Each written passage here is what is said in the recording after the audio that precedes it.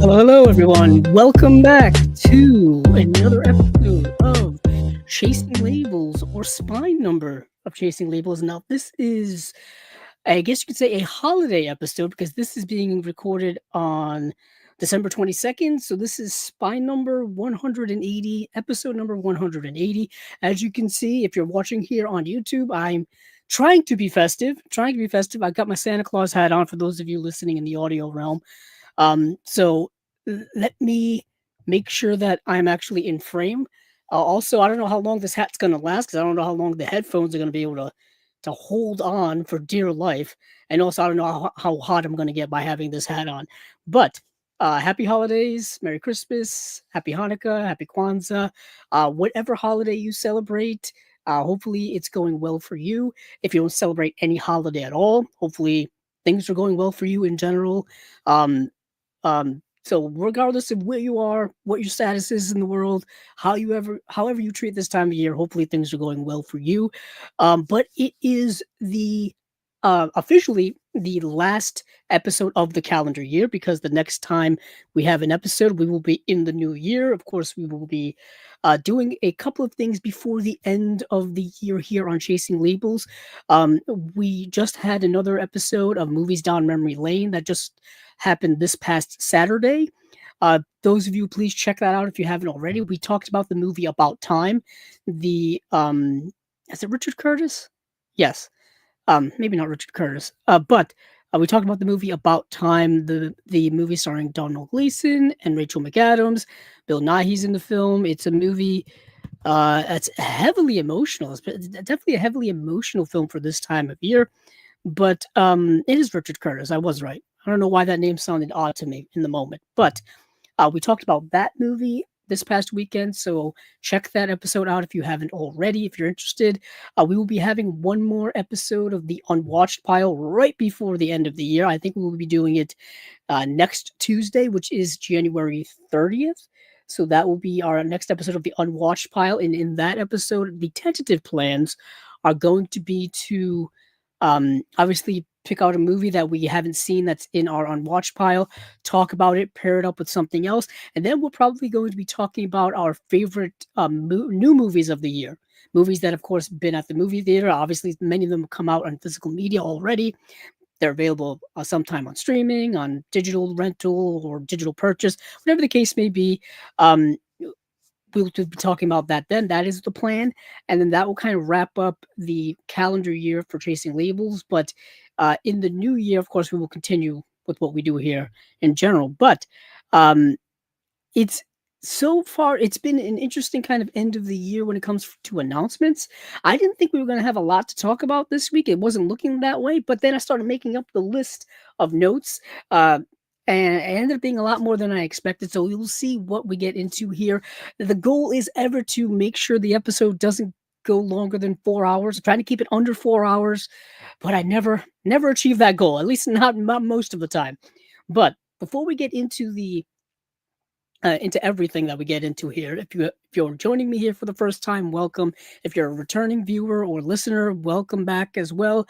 For those of you who don't know what we do here on Chasing Labels, basically we go over some of, not all of the announcements in the boutique world of home video for the last 2-week period or so. And it's not everything, like I said, it's only mostly things that I'm interested in adding to my collection eventually, or things that you may want to add to your collection, or things I just find interesting in general that I think people may want to know about. It's usually the same type of companies and labels over and over again, but hey, at least they're consistent. I would rather get consistent stuff from the same people than nothing at all, because who knows when that day will ever come. But we do have some comments here already in the chat. We got one from Adam Schofield 6398. Happy Christmas, Andrew. Happy Christmas to you, Adam.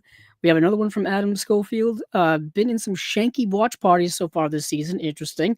And then another one from Adam. But we're nice for the chat. Oh yeah, of course. The camaraderie of watching a movie with people is something you can't quite explain sometimes. I mean, hopefully no arguments erupt over certain things. Hopefully that doesn't happen. But before we get into the announcements in the boutique world, a couple of things to go over a little bit here. One, of course, I have to mention this. It's very somber, very saddening, very tragic, very just awful in general. The great, I would dare say, legendary actor, writer, director, filmmaker, just overall fascinating person in general. Rob Reiner, unfortunately, passed away recently. And of course, if you've been around movies for the last several decades, it's hard not to be exposed to Rob Reiner's work because he's been so multifaceted in so many areas over the last, what, 5, 6 decades? I mean, just going back, I think, to the 1970s. My introduction to Rob Reiner was his acting in the sitcom All in the Family, uh, that which aired primarily in the 1970s. I think pretty much entirely through the 1970s, and it's one of my favorite shows of all time. It's one of my favorite sitcoms of all time. I think it's one of the best shows of all time, and he was integral to the success of that show. And then, of course, he went on to do a directing and filmmaking career and writing career, and yeah, just a tragic, tragic loss. I have, of course, people I've mentioned here many times. I have various sections within my collection, and of course, I've always had a Rob Reiner section. And my Rob Reiner section, of course, going over it rather quickly here, as my headphones fall off the top of my head. Of course, I talked about this recently. This is Spinal Tap. We did a whole review of this edition here of Spinal Tap, put out by Criterion recently. Criterion's had this in their collection for, oh goodness, over 25 years. I think actually maybe since the Laserdisc days. I know they had it on Laserdisc, they had it on DVD, they had it on Blu-ray, actually Blu-ray 4K now. So of course, this was actually his first film that he ever directed. Was This Is Spinal Tap? Great, great film. I've owned it so many times. I've owned it so many times. I've had it. Let me see. I've got the old Blu-ray DVD here. Yep, I've owned it on DVD. I've owned it on Blu-ray. I've owned it on 4K. It's a movie that I think is a must for every collection. This is Spinal Tap. Truly extraordinary movie. And then this movie is called The Sure Thing. Now, this has a Blu-ray release. It actually has two Blu-ray releases. They're pretty much the same edition. But I have the old DVD that I bought used years ago of The Sure Thing, starring John Cusack and Daphne Zuniga. And this is great kind of road coming-of-age movie starring John Cusack from the 1980s. I believe it's Rob Reiner's second film that he ever directed. I've got to get the Blu-ray of this. Like I said, I've got an old $6 DVD that I bought many, many years ago. And I think the Blu-ray comes with all of the special features. Unfortunately, I hear the Blu-ray does not look very good, which is unfortunate for me. It's really, yeah, I think it's kind of an underrated movie. I've always really liked it. Next up here, of course, the all-time classic Stand By Me. I have the old Blu-ray here, put out by Sony. Sony put this out on 4K a couple of years ago, and I hear the 4K looks fantastic. This is one I've got to upgrade. This is an all-time, talk about coming-of-age film, all-time classic. This is an adaptation of the Stephen King short story called The Body, which I've actually read. I read it within the last year. Actually, I read it this year. And yeah, this movie stars Will Wheaton, River Phoenix, Corey Feldman, Jerry O'Connell, Kiefer Sutherland. Just a really all-time great movie. Probably one of the best movies I would say of the 1980s. Certainly I think it may be the best Stephen King adaptation. I'm just off the top of my head. This may be the best Stephen King adaptation. At least it's amongst everybody's favorites. Speaking of Stephen King adaptations, we're going to have another one here. But before then, there's another book adaptation. That is The Princess Bride. Now, this is a movie that's been re-released on DVD, Blu-ray, and 4K several times. Specifically, the Blu-ray was released at least 2 or 3 times. I've got the old Blu-ray here, and I've got the Criterion Blu-ray as well. There is a Criterion 4K of this, but I have not upgraded it yet. Will I do so in the future? Perhaps, but this Blu-ray looks pretty darn fantastic, I would say. And of course, 4K is going to come with all the same special features as this Blu-ray. I love this packaging. The digibook style packaging is something I've always liked. I've always been a big fan of books in general. My first passion when it comes to collecting has been books.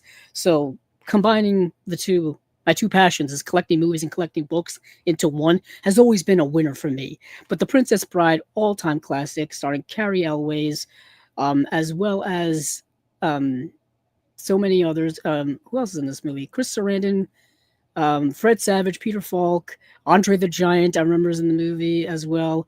Um, why can't I remember who played Buttercup? Robin Wright. Robin Wright played Buttercup. Yes. So you've got The Princess Bride, all time classics, and then you have, speaking of another all time classic. Goodness gracious, you've got When Harry Met Sally. Now, this is the Shout Select Edition. Yeah, this is Shout Select Edition, Blu-ray number 59.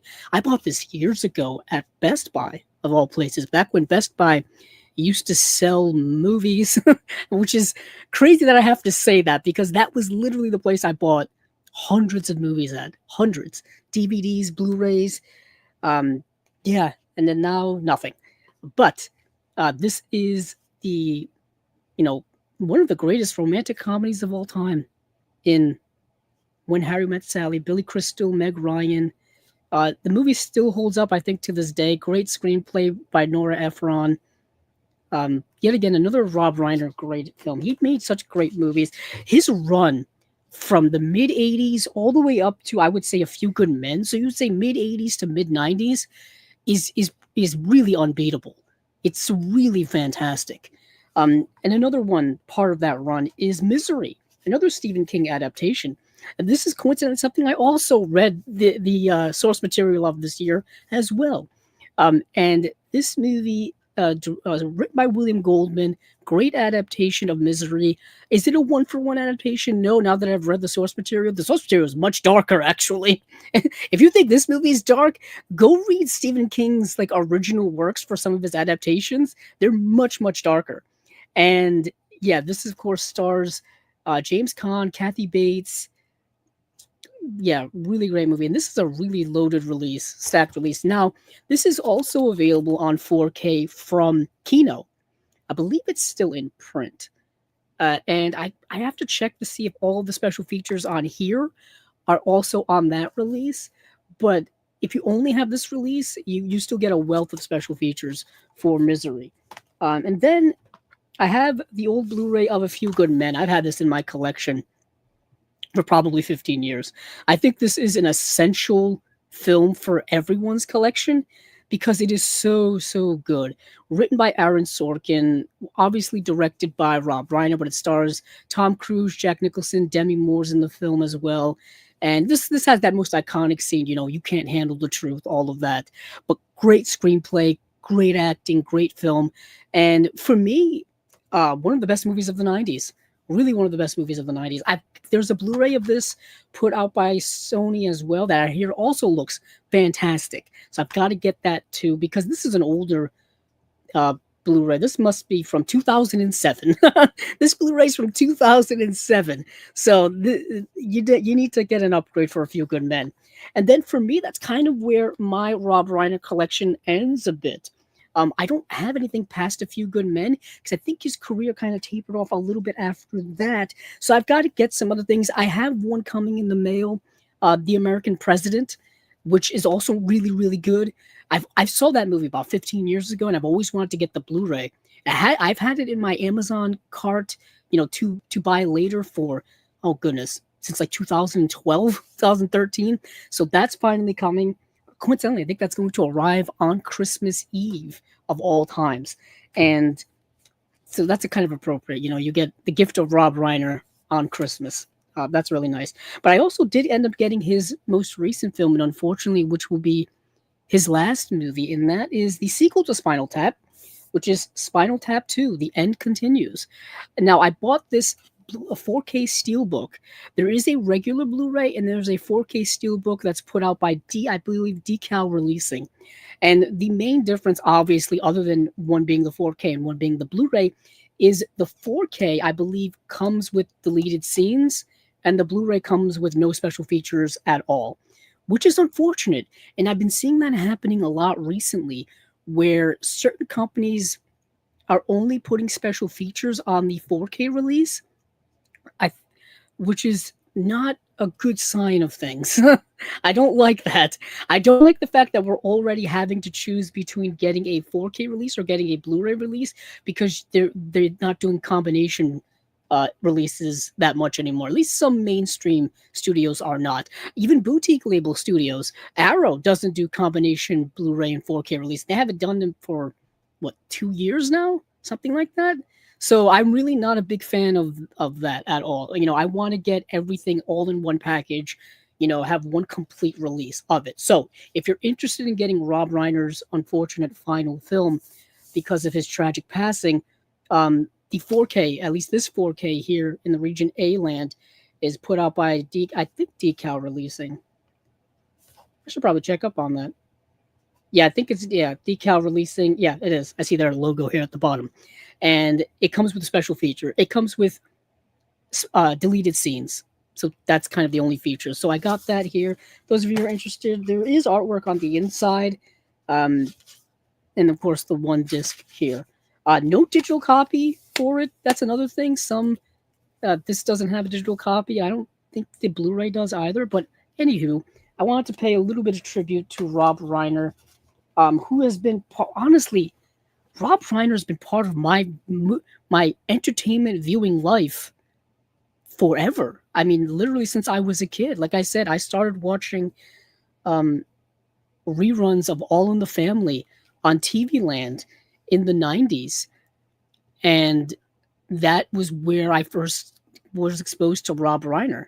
So and I was elementary school aged. And then, of course, later on, I would go on to watch his directed films and all of that. So really an incredible, sad and tragic loss all the way around. But let's look into some more positive things here. A little, movie collection update. Let's go with the movie collection update, shall we? Before we get into things, because I am moving a little slow today. It's kind of a chill, more relaxed episode here for Chasing Labels this week. Usually we take actually a break here towards the end of the year, so usually we don't do an episode this late into the year. But I was just gonna power right through it. I was in, I've been in such a rhythm. Every 2 weeks or every other week, do an episode of Chasing Labels. Prepare. So I just wanted to keep preparing as if I was going to do an episode anyway. I didn't want to get behind because when the new year comes, that episode would have been just massively long. But like I said, movie collection update. Some things that I got here recently. I only ended up getting one thing during the Vinegar Syndrome Black Friday sale. And the one thing I got is actually not even a Vinegar Syndrome release. And this is the double feature of Violent Cop and Boiling Point. This is the Takeshi Kitano double feature. I believe these are two films that he directed. Let me see. Yep, directed by Takeshi Kitano. Yeah, this is a film movement release. And I picked this up because it was the numbers for limited edition were slowly dwindling down, and I wanted, of course, get it with the limited edition slipcover beforehand because I like the artwork. Plus, these slipcovers are great. So this is kind of the only thing I got. So I thought I would show that off here. Two great movies, by the way. Especially Violent Cop. Violent Cop is really, really good. And yeah, let me see some other stuff. So I find this is actually one of my most anticipated releases of the year, and it just came in. I bought it from moviezing.com because Amazon was having it on back order and all kinds of stuff. So I wanted to get it before the holiday, and this is an early, I guess you could say early Christmas present for me. This is the Tom and Jerry The Golden Era Anthology 1940 to 1958, put out by Warner Archive. This is 114 shorts here that were in the theater back in the 1940s and 1950s of Tom and Jerry. I grew up watching all the classic cartoons, Looney Tunes, Tom and Jerry. I've made mention of my love for Hanna-Barbera with, Yogi Bear and Scooby-Doo and all that kind of stuff, and the Jetsons and the Flintstones. That is all part of my childhood. So as I've started collecting things over the years, I wanted to get as much of, if not everything I could of my cartoon love from when I was a kid. So this is a big time release, probably one of their best of the year. This, along with their Looney Tunes things they've been putting out lately, of course, with a bunch of Hanna-Barbera stuff they put out this year, and so much good stuff. Huckleberry Hound. They put out a big complete series Huckleberry Hound set that looks absolutely fantastic. That's another one I've got to get. But this is Tom and Jerry, the Golden Era anthology, 1940s, 1958. Super glad to get this in the collection. I have not owned Tom and Jerry on, I haven't owned anything Tom and Jerry since the VHS days. I had their movie, I had some of their cartoons when I was a kid, but nothing on DVD, nothing on Blu-ray until now. So that's awesome. Okay, something that's still wrapped in plastic is the Dogma 4K release from Umbrella. So there's two different releases of this. If you remember us talking here on Chasing Labels about it, there's the Lionsgate release, which they've done like a regular Blue 4K, which you can buy in store. I believe there is an exclusive steelbook that I think you can only buy from Lionsgate Limited. And then there is the Umbrella release. So with the Umbrella release is they announced this first. They put it up for pre-order on their website, their big old collector's editions with t-shirts and posters and books and all kinds of stuff. And then they took that one down immediately because if you're in Region A land, United States, like myself, that one wasn't available to ship to you. They blocked it from your IP address on your internet. So you can't even view it on their website. So you kind of have to force yourself to buy the Lionsgate, or you do what I did and you go to our good friends over at Orbit DVD and you buy the Umbrella release when they get their allotment in stock, which is what I did immediately. Now I still have this wrapped in plastic, as you can tell, so I haven't opened it yet to check out the picture quality, to check out the audio, check out the special features. And that's another reason why I wanted to get this release. This release has everything from the Lionsgate release, plus a couple of more special features. So if you're not able to get the big old collector's editions, which you can, if you go onto eBay, you can still get it, but it's like, eBay third-party expensive prices. But if you just want the on-disc content, this is the edition you want to go with from Umbrella. Yeah, like I said, tons of special features here on the back. All of that is special features. This is something that I've wanted, hoping that they would do for the longest time. I'm a big fan of Kevin Smith. I've always have been. He's been a big inspiration to me for many, many years. I actually have the old Dogma DVD and the old Dogma Blu-ray as well. So I was all set. When those things started to go for super duper prices on eBay, I was all set. I already had it because that used to be in bargain bins all the time. So that is Dogma from Umbrella. Next up, here's another one still wrapped in plastic, and this is another Warner Archive release, and this is honestly a movie that I've always really loved, and this is the movie Splendor in the Grass, the Elia Kazan film that stars Warren Beatty, and it's a phenomenal movie, in my opinion, starring Natalie Wood as well. This is an astonishing film. I can't really explain it other than that. I've had it on DVD for many years, and I've always was waiting and waiting and waiting for them to put out a Blu-ray release, and they finally did this year. I think this came out back in June, and this was probably going to be one of my favorites of the year, just to get a nice upgrade over the old DVD, which was, that DVD's got to be 20 years old at this point. But this only comes with one special feature. This only comes with the documentary Elia Kazan, A Director's Journey, and a theatrical trailer. But just to have the movie on high definition is enough for me. So that is Splendor in the Grass, the Elia Kazan film, Warner Archive release. Now I got a couple of second sight releases. Actually, I have 3 second sight releases. Where did I put the third one? We shall see. Oh, here it is. Okay. So our good friend who has been on the Chasing Labels show twice, and Sean Baker, has had 2 of his movies get second sight releases. This one was from a couple of years ago. This is his movie Tangerine. This is the Blu-ray edition. It only came out on Blu-ray so far. This has a bunch of nice new special features, as well as an audio commentary by him. And yeah, the movie was shot on an iPhone. Notoriously shot on an iPhone. So I'm curious how it's going to look here in a more deluxe Blu-ray edition. I have the old Blu-ray, and it looks fine. So I'm curious how it's going to look here. And then I've got another film from him. This is a big release from this year, actually. This is The Florida Project. This is a 4K UHD release. This is one of their super duper deluxe releases. I had to get this. We had Sean Baker on here on Chasing Labels back in June, after he had won all of the awards for Anora, and then Anora got the Criterion Blu-ray and 4K release, we had him on the show to talk about that release as well as his release of his movie. Um, oh, where is it? I think I still have it. Let me see. Why am I completely blanking on it? Let me go. Actually, I'm on Criterion's website right now. Lucky for me, I have my tabs up. Um, let's see. Ba-ba-ba-bum. Why am I blanking? Prince of Broadway. Yes, the movie Prince of Broadway, and then of course Honora. But this is the Florida Project, which came out a couple of years ago. This was a bit of a breakout hit for Sean Baker. And this movie had been on an A24 Blu-ray for many, many years, but now it's getting the 4K Deluxe Edition release with hard.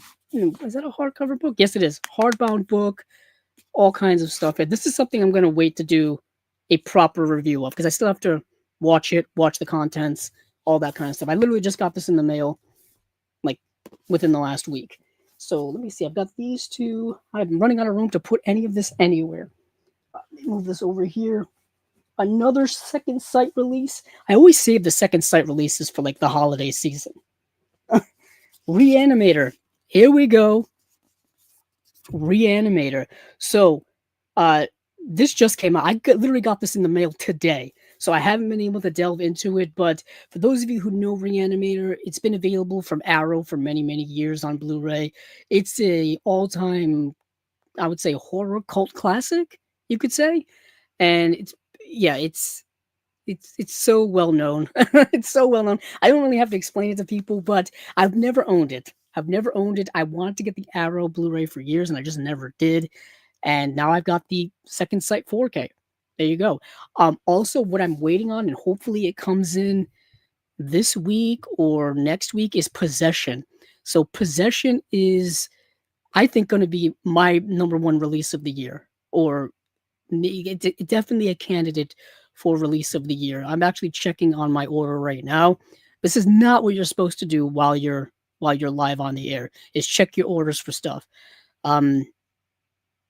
Yeah, it's says it's supposed to be coming this week, so we shall see. Okay, we shall see. We shall see. So yeah, so that's Reanimator, and then like I said, Possession's the other big second sight release. That's going to be coming. That's already out. Some Arrow stuff I got recently that between last episode and this episode is actually a movie I've been wanting to get in my collection since 2016, and that is The Return of the Living Dead. Now this is the limited edition 4K edition from Arrow, and ironically, I'm probably gonna end up talking about all of these in due time because we're going to be doing a favorite releases of the year episode or just video sometime. I'm assuming within after the new year. I'm assuming somewhere around there. But this is the Night of the Living Dead. Oh, Return of the Living Dead. Sorry. Great artwork here. And then one last thing also from Arrow, and then we will move on to what we actually do here on Chasing Labels. This is I've been trying to get this for a month. City on Fire 4K UHD. This is the Arrow release. Now, Shout Factory has already put out a bunch of their releases of the Hong Kong 1980s films. The Golden Princess catalog, they put out a bunch of them, including City on Fire. But Arrow is starting to put out their editions now, or at least announcing them. Peking Opera Blues they just announced as well. They just announced Hard Boiled, which we will talk about here on tonight's episode. But this is their first one, City on Fire. I love this artwork. I believe this artwork's done by our friend Tony Stella, who was also a guest here on Chasing Labels once upon a time. So, with all of that out of the way, and with me bumping into things, let me move all of that here. Let's get into some announcements, shall we? Let me go back to my list of notes. I think we're actually going to start at Indicator, just because they only have two things, and it's two things that I've already seen. Where are you? Oh, there you are. So Indicator, coincidentally, I've got to get some things from Indicator to put on my best of the year list. They actually just had their Columbia Noir #7, I believe, just came out. Came out December 15th, so that's what, not even that's a week ago? Yeah, like a week ago. So that's something that I definitely am interested in. It's a little expensive, but let's get into what they have. So only two announcements here. It's the movie The Survivor and the movie Dead Kids, also known as Strange Behavior. So they are putting that out in both the US and UK releases, both in 4K, both on Blu-ray. Let's get into the Survivor. Let's see. Bum. There's not even. Ah, here we go. I was like, there's not even a description here. When pilot, let's see.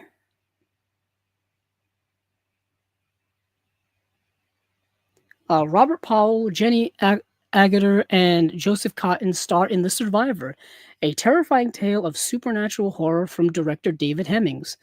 When pilot David Keller is the sole survivor of a plane crash, he begins to experience terrifying visions. Assisted by a clairvoyant who claims to have contacted the crash victims, Keller starts to investigate the cause of the accident, only to find that those who can help him keep turning up dead. Based on the novel by the celebrated horror writer James Herbert, scripted by David Ambrose, and produced by the legendary Anthony I. Guinan, The Survivor is a classic of Ozploitation horror. There you go. So it is, let's see, brand new 4K HDR restoration from the original camera negative by Indicator, by Powerhouse Films. 3 presentations of the film: the previously unseen director's cut, which runs 100 minutes, the original Australian theatrical version, which runs 99 minutes, and the shorter US version, which runs 81 minutes. Wow, that was cut down to nothing. You got the original mono audio. You have the audio commentary on the Australian version with producer Anthony I. Ganani and film critic and archivist Jamie Leonardo. Audio commentary on the Australian version with Ganani and horror hostess Katarina Lee Waters. We got the Not Quite Hollywood interviews outtakes from Mark Hartley's acclaimed documentary on Australia cinema featuring Ganani and cinematographer John Seal. The Legend of James Herbert, critic David Flint, and filmmaker and academic Christopher Cook explore the work of the acclaimed horror author with a focus on The Survivor. Anthony I. Ganani on The Survivor, an introduction to the film.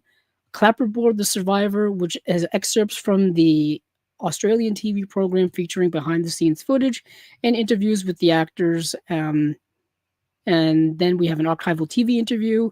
We have an original promotional film, behind the scenes of The Survivor, appreciation by the academic and Australian cinema specialist Stephen Morgan, original theatrical trailer and TV spot, Brian Trenchard Smith trailer commentary, image gallery, and then there's an 80-page exclusive book with new essays and such. Let's see, world premiere on 4K, limited edition of 10,000 individually numbered units. I believe this movie has come out before because I watched it and we talked about it here on Chasing Labels. Now, where did that movie come out before? That is the question of the night. Let's see, The Survivor. Let's see.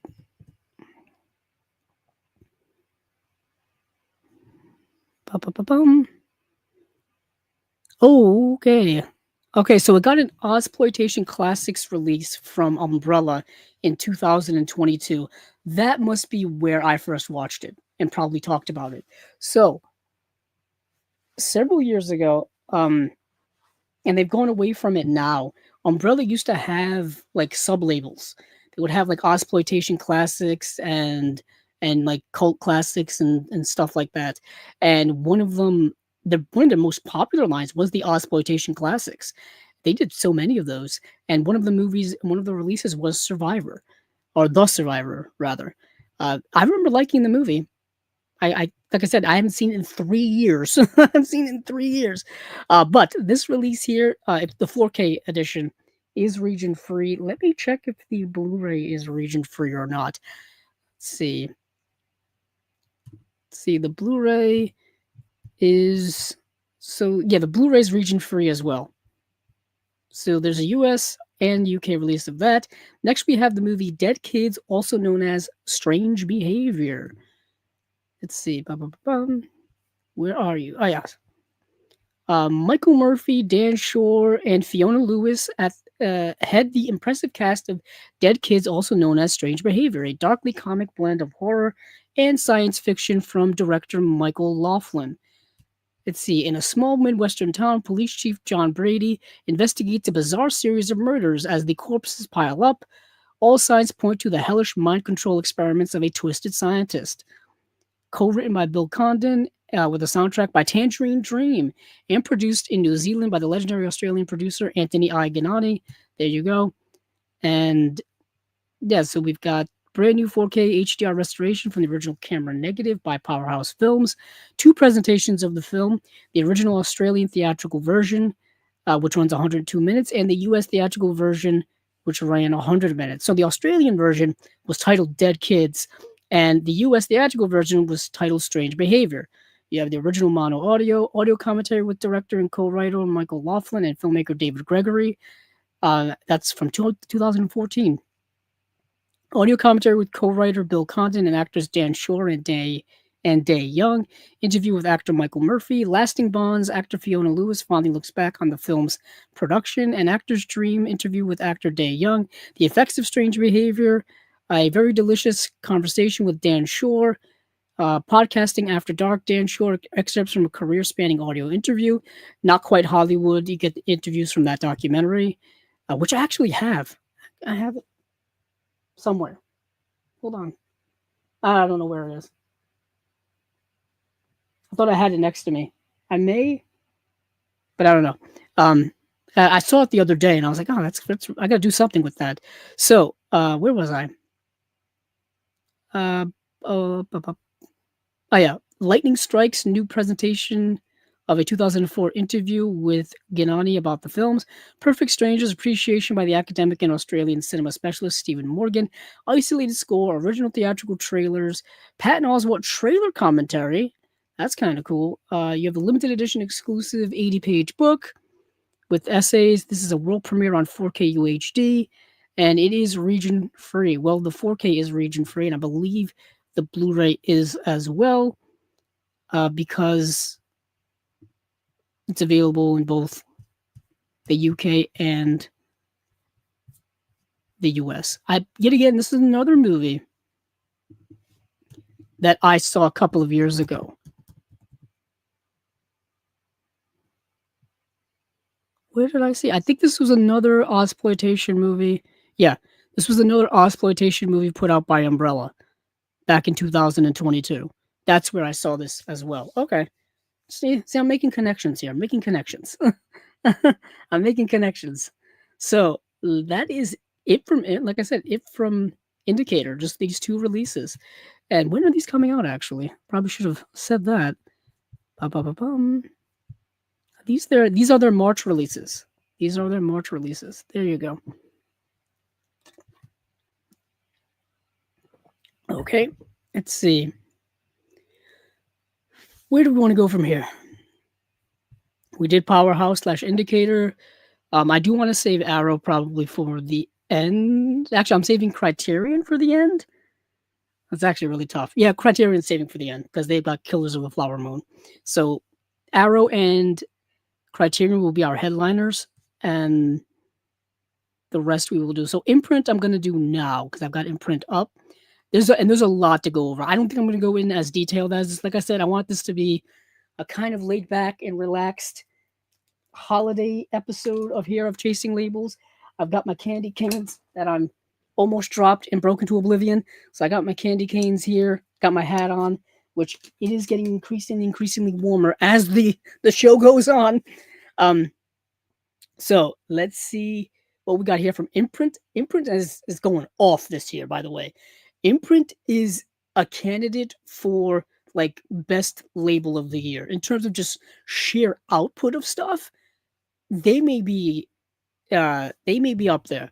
They're kind of giving everybody else a run for their money because they've got not one slate for February. They have 2 slates for February plus 2 box sets for March already for next year.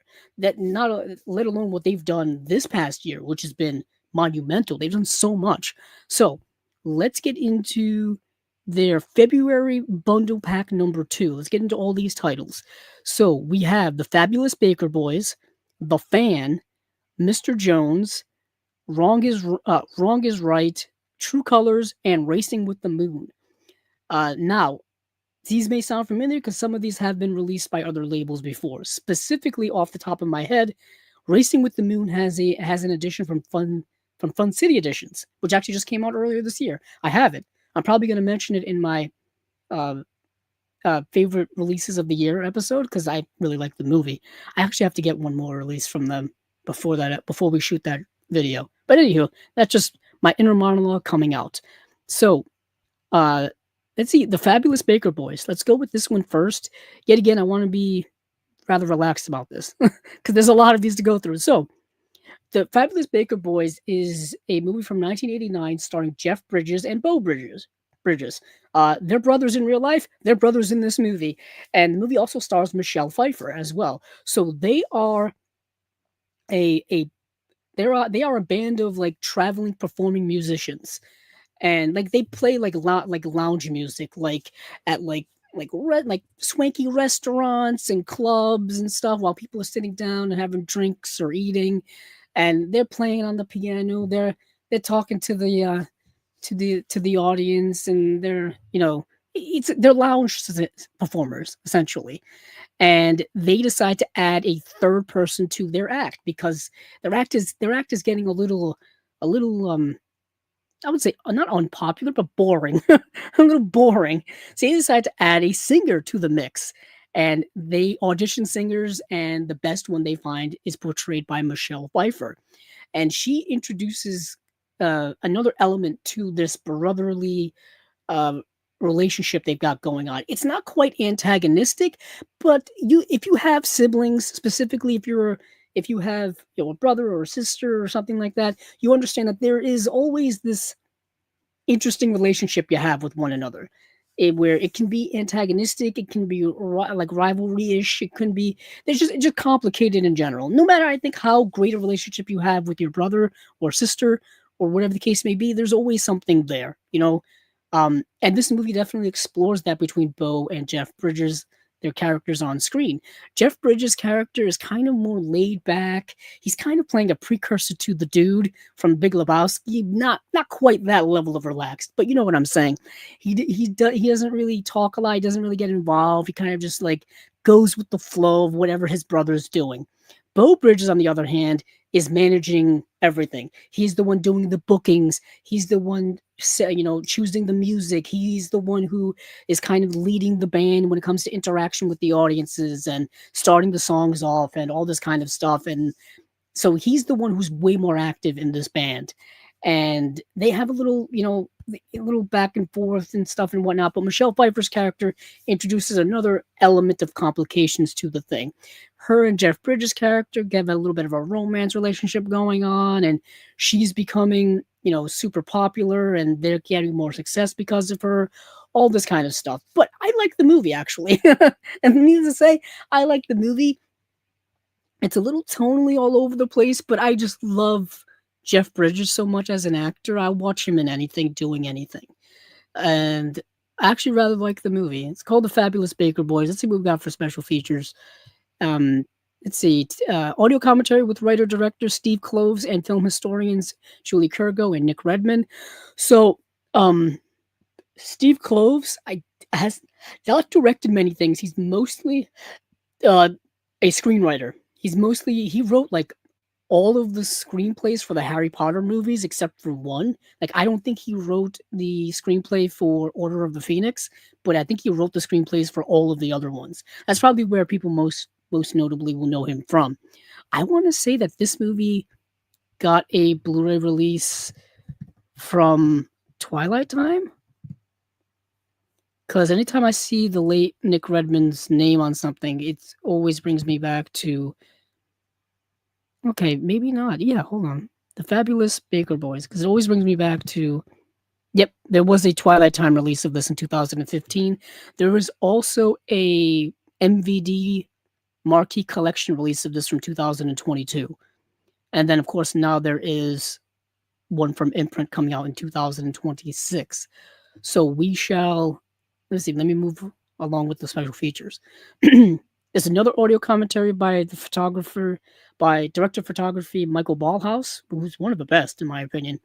Isolated music and effects track, deleted scenes, archival interviews with Michelle Pfeiffer, Bro Bridges, and Michael Ballhaus. No, and Steve Kloves. Sorry, my eyes started getting blurry on me. So that is the Fabulous Baker Boys. We'll move on from there. We will go on to The Fan. Now, this is a Tony Scott film from 1996, which is a fascinating movie. I've heard about this movie for years, and I've been wanting to watch it for so long, and I just never did. Now, this has a Blu-ray release from, I believe, Mill Creek already, and it doesn't look very good.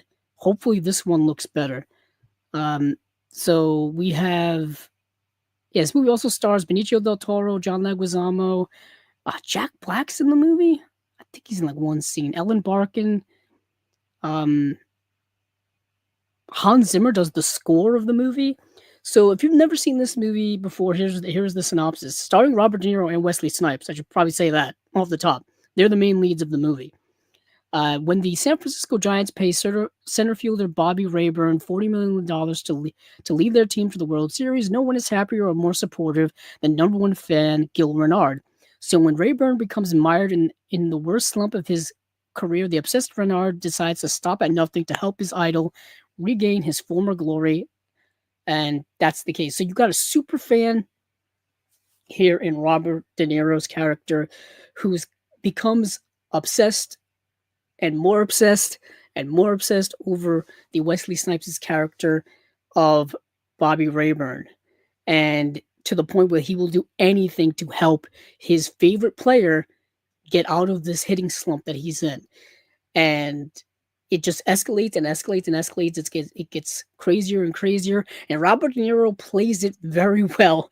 He plays crazy very well. Think of his character in Cape Fear on that level of like horrifically insane.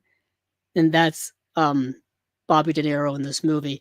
And you've got Tony Scott doing his usual Tony Scott style with the rapid editing and the pace of his movies and stuff. And the third act is not great. Like the whole, like, you know where the movie's going, and when it happens, it happens exactly as you expect it to be. And it's not a great third act. It really isn't. But inevitably, that's unfortunately how the movie had to go. So everything but its third act, I really, really liked. And yeah, it's an interesting also commentary on like obsessive fanaticism, which I think has only gotten even more extreme as time has gone on, especially nowadays when we have so much access to celebrities regarding like social media, and you have the 24-hour news cycle, and you have places like TMZ, Access Hollywood, Entertainment Tonight. You've got just you have Twitter and Instagram and just everything. You know what I mean? Like the internet's on 24 hours a day, especially in the world of celebrities and stuff like that. Like I'm on, like I say this all the time. I'm on my phone like 14 hours a day. Like I'm tapped into the movie space. I'm tapped into the movie, TV shows, comic books. Like those are my things. Sports, those are my things. Politics, things like that. Like that's my thing that I'm tapped into. But I can understand. Trust me, I've been a sports fan. Oh goodness, for like 30 years. And trust me, there are sports fans who are absolutely obsessed, obsessed with their teams. As you can see, I'm literally right now wearing, a sports themed related Santa Claus hat. So as you can tell, I know what I'm talking about. I live an hour south of Boston, which is like the epicenter of sports mania here in New England. The closer you get to Boston, the more energy you can feel about the craziness of sports fanaticism. I've been to Celtics games. I've been to Red Sox games. Well, I haven't been to a Red Sox game in a long time, but I've been to Patriots games. I've been to Bruins games. The sports realm is nuts when it comes to fandom. Like literally, you can't explain it and you can't really experience it other than being there. The energy there is crazy, and people take it to the extreme. In this region specifically, they live and die with their sports teams, and I'm kind of one of them, so I get it. I get it. Now, what Robert De Niro does in this movie is nowhere near the level I'm at. I'll tell you that. Like I don't even buy sports jerseys anymore. Like I'm not even like that level of sports fandom. But this movie's commenting on a lot of that stuff, and it came out in 1996. And I think a lot of those themes are more prevalent today than ever before. Now, unfortunately for this release, there's not any special features, which is a shame because there weren't any special features, I think, on the Mill Creek release either that we got here. So there you go. You just get kind of the movie, and you get the trailer, and that's it. So moving on from Tony Scott's The Fan, but like I said, if you're a fan of Tony Scott and you want all of Tony Scott's movies, you have to get The Fan. We have Mr. Jones from 1993. This is a movie which stars Richard Gere, Lena Olin, Anne Bancroft. Anne Bancroft has a small role in the movie. She's not really a headliner. So don't go to it thinking that you're going to see an Anne Bancroft movie, because you're not. Directed by Mike Figgis, an underrated director in my opinion. Mike Figgis directed Leaving Las Vegas, which is the only movie where Nicolas Cage won an Oscar for. Leaving Las Vegas is one of the most like existential, gut-wrenching movies I've ever seen. It's one of those movies that's really tough to rewatch. It's one of the saddest movies I've ever seen. Man, it's really tough. But I think Mike Figgis is an underrated director, in my opinion. He's actually just came out with a documentary called Megadoc, which was the behind-the-scenes making of Francis Ford Coppola's magnum opus in Megalopolis, which is it's a hoot of a movie. When is that going to get a proper 4K release? I know it's got one overseas, I think, but not here yet. At least I don't think so. Hold on. Before I start talking out of turn, Megalopolis is a movie you have to experience to believe. It really is. Yeah, so it doesn't have a Blu-ray or 4K release here yet. It's got one in the UK. Yeah, it's got a Blu-ray and 4K release in the UK. Oh man, it even has a steelbook in the UK. It's got a release in France. It's got a release in Germany. It even has a release in Australia, but no release here. That may be something I have to import, because I have no idea when or if ever that's going to get a release.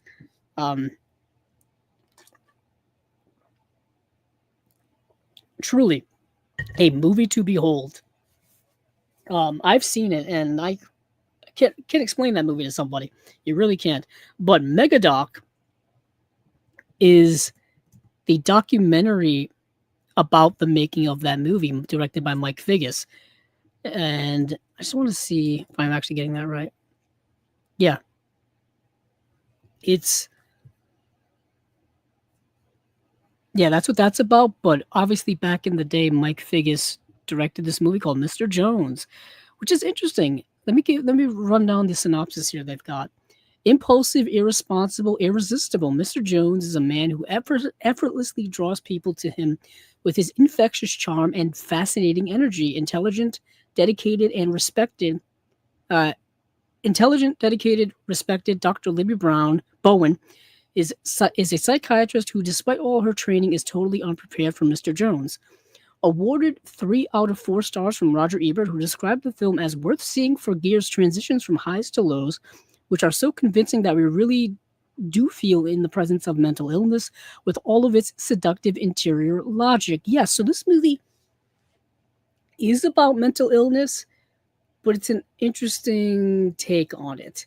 Interesting take on it in the sense that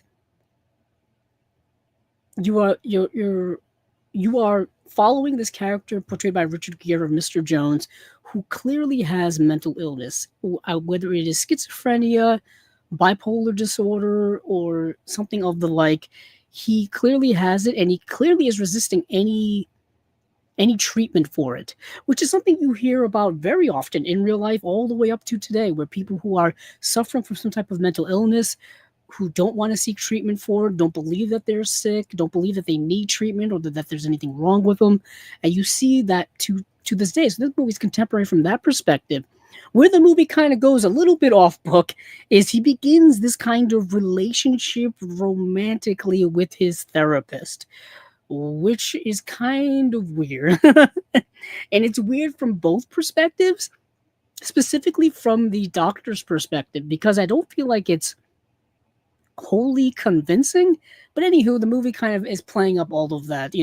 Attractive patient, attractive doctor get together. If anything, it feels like something straight out of a romance novel. That's kind of what it feels like for me. And that's when the movie kind of, I think, loses people a little bit, which I understand.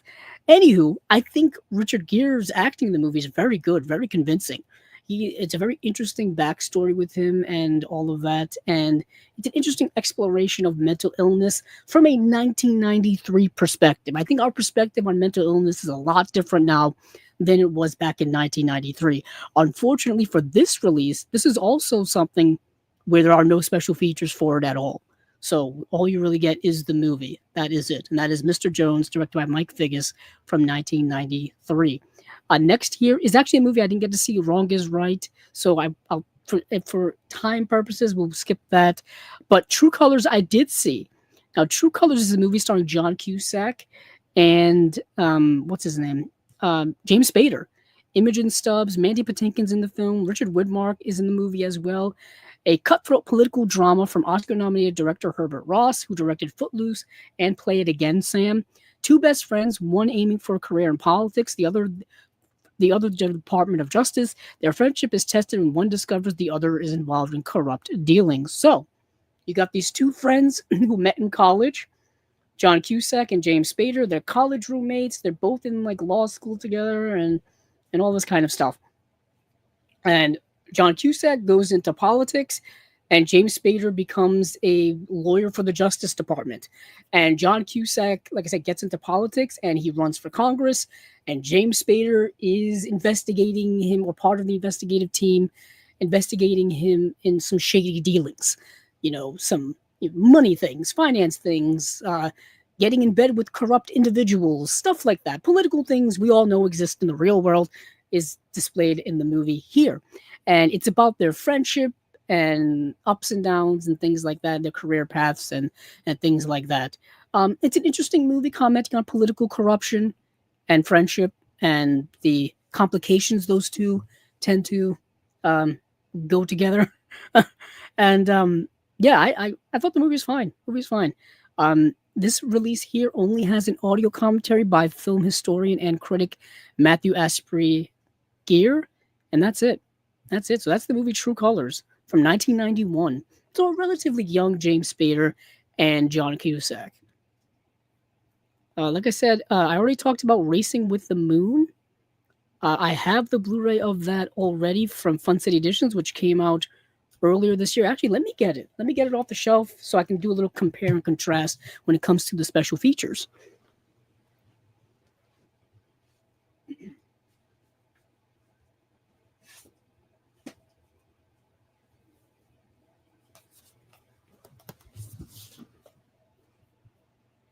Okay, let me see if I'm actually in frame. I feel like I didn't move my camera over enough this time.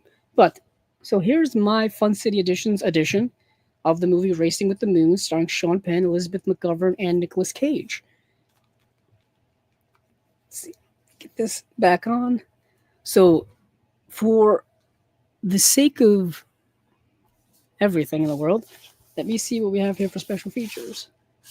Okay, so for the Fun City Editions edition, we have an audio commentary by director Richard Benjamin, audio commentary by Bill Ackerman and Mariah Gates, and The Making of Racing with the Moon, and an image gallery. So the Imprint release has an audio commentary with screenwriter and author Kelly Goodner and film historian Jim Hemphill, audio commentary by director Richard Benjamin, Racing with the Moon, The Story, The People featurette, The Making of the Racing with the Moon featurette, Racing with the Moon, The Story Goes On featurette, and that is it. So you get a little bit more with the Imprint release, but you're also missing the audio commentary by Bill Ackerman and Mariah Gates, but you are getting a commentary by screenwriter and author Kelly Goodner and film historian Jim Hemphill. So it's a little a little column A, little column B, as they say. You give a little, get a little. I don't know what I'm saying. I'm just rambling.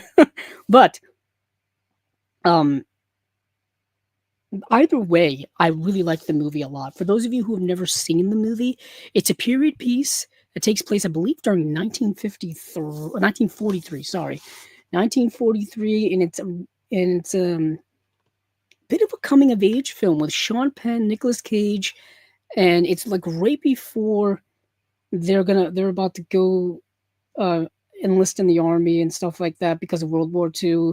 And Sean Penn meets Elizabeth McGovern's character, and they have this really sweet, interesting, romantic story. These two young people kind of fall in love and whatnot, and the young love complications and things like that. A lot of coming of age stuff in here, um, and it's nice to see. This was right around the time that Sean Penn was in Fast Times at Ridgemont High. Nicolas Cage was in Valley Girl around that time. Elizabeth McGovern was in Ordinary People around that time as well. Really good movie. I really like this movie a lot. Anything that Fun City Editions puts out, movie wise, is definitely something I'm interested in checking out in the very least. So that's Racing with the Moon. Let's see. Moving on from there, let's move. I think that's it for this crop of Imprint releases. Yeah, this is it for their February bundle number 2. So we got Racing with the Moon, True Colors, Wrong is Right, Mr. Jones, The Fan, and The Fabulous Baker Boys. Now, they have 2 box sets for March. They have Directed by Sidney Lumet, Volume 2, 1978 to 1999. And they have Directed by John Mackenzie, 1980 to 1992. Now, let's start with one of my all-time favorite directors in Sidney Lumet. And now, I don't want to go over all of these in massive, massive depth, because I feel like, one, I didn't see them all, and two, some of these are things people already know of. At least one of them. At least one of them.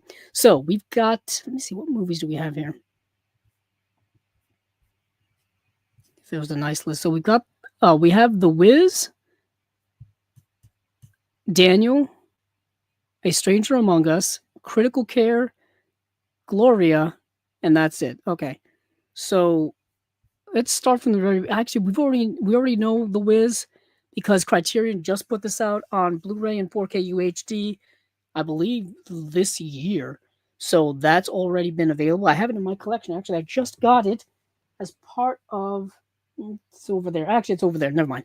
I just got it as part of my recent Criterion haul from the November sale. So I have that edition already. So that's an adaptation of the musical based off of The Wizard of Oz. A little inception there. And let's see, that edition comes with new audio commentary by film critic and historian Lee Gambin, author/professor of media studies Dr. Alfred L. Martin Jr., actor Mike Hayes, and assistant director Lewis Gold. Video essay by film critic Michelle Kisner, produced by Lee Gambin. Oh, nice. Nice. Production and costume designer Tony Walton, interview and Q&A from the Library of Congress. Whiz on Down the Road, featurette, audio, and then that is it. So let's see. Daniel is the fictionalized story of Daniel, the son of Paul and Rochelle Isaacson, who were executed as Soviet spies in the 1950s. As a graduate student in New York in the 60s, Daniel is involved in the anti-war protest movement and contrasts his experiences with the memory of his parents and his belief that they were wrongfully convicted. Now, I didn't get to see this movie. It's based on a 1971 novel called The Book of Daniel by E.L. Doctorow. The film also features performances from Ed Asner, Ellen Barkin, and Tova Feldscha. You have an audio commentary by film critic Adrian Martin, our good friend here. Archival interview with Sidney Lumet and Timothy Hutton. And that is it. For A Stranger Among Us, which I did actually see, Detective Emily Eden is a tough New York City cop tasked with going undercover to solve a puzzling murder. Her search for the truth takes her into a secret world of unwritten law and unspoken power, a world where the only way out is deeper in. Let's see. The movie stars Melanie Griffin, let's see, John Pankow, Lee Richardson, and featuring the first credited film performance from James Gandolfini. Yes, James Gandolfini is in the movie. Now, Melanie Griffin is a police detective who's got to go undercover into the world of of of the Jewish population of New York. Um, and because there's been a murder in their community, and she's got to investigate it. And she decides to go undercover and essentially she learns the ways of Judaism and the specific sect of the movie that that this group of people are from. And so you learn about the community, you learn about the tradition, you learn about the rituals, you learn about their way of life, all those kinds of things from Melanie Griffin's perspective. There's also a young budding romance in the movie as well. It's interesting. I don't know if Melanie Griffin was quite the actress that was right for the role, but she is in there nonetheless. There's a new featurette on Sidney Lumet's later years and a theatrical trailer, and that is it. And then we have the movie Critical Care. Now, I believe this is the movie starring James Spader as well. Young James Spader, once again. Sidney Lumet's Critical Care satirizes the American healthcare system and features an all-star cast including James Spader, Keira Sedgwick, Helen Mirren, Jeffrey Wright, Albert Brooks, and Wallace Shawn. Werner Ernst is a young hospital resident who becomes embroiled in a legal battle between two half-sisters who are fighting over the care of their comatose father, but are they really fighting over their father's care or over his $10 million estate? Meanwhile, Werner must contend with his nutty supervisor who insists that he only care for patients with full insurance. Can Werner sidestep the hospital's legal team and do what's best for the patient? Nominated for an Independent Spirit Award for Best Screenplay, Roger Ebert awarded the film 3 out of 4 stars, describing it as a stimulating mix of a medical drama and a courtroom showdown. Kind of yes, kind of no. I'll say this. It's definitely a movie that is satirizing, poking fun of, exposing, commenting on the world of healthcare, specifically insurance in the United States medical system.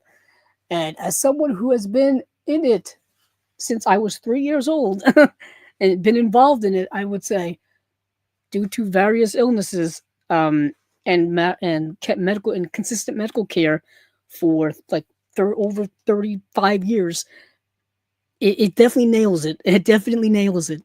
Yeah, I liked it from that perspective. Tonally, it's a little all over the place. It's kind of it can be a little kooky at times, but it is trying to get at a serious thing of like patient exploitation and treating Medicare or treating medical care as a for-profit system versus as what it's supposed to be, which is helping the sick get better or helping those who are ill feel better, yeah. But anywho, special features wise, new audio commentary by film historians Howard S. Berger and Nathaniel Thompson, and it says more new special features possibly coming. And then we have the movie Gloria. Now, this is a remake of the 1980 John Cassavetes film titled the same thing, titled Gloria. That movie starred Gina Rowlands in the title role. This movie stars Sharon Stone in the title role. So, after serving a prison term for her boyfriend, a streetwise middle-aged gangster mole named Gloria stands up against the mob, which is complicated by a 6-year-old urchin with a will of his own, whom she reluctantly takes under her wing after his family has been gunned down.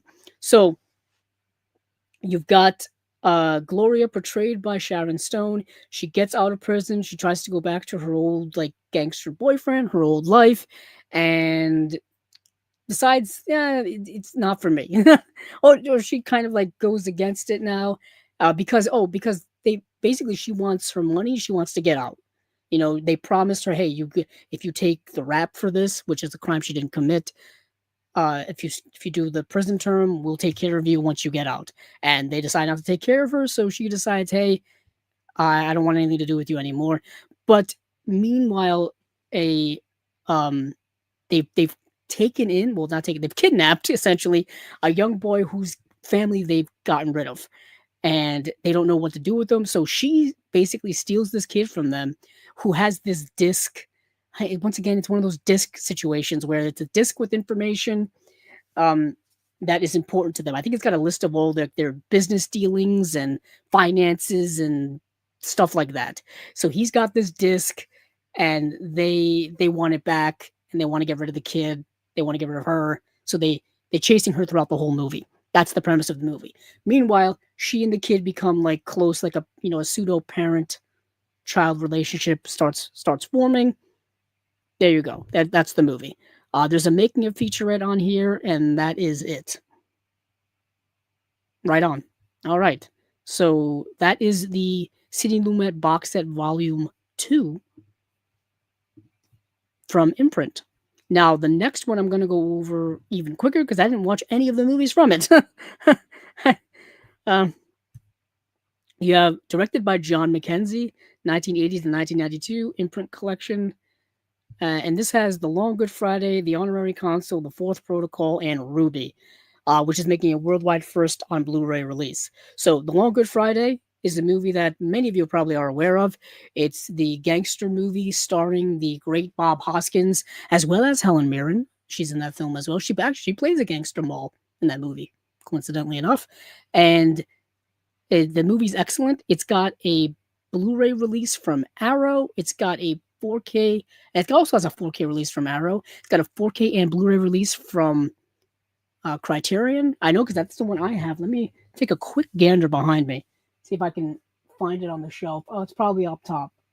Yeah, because that's where my... I think it's behind me. Hold on. Yeah, I can see it from here. Yeah, it's behind me. So behind me, if those of you who can't, maybe you guys can see.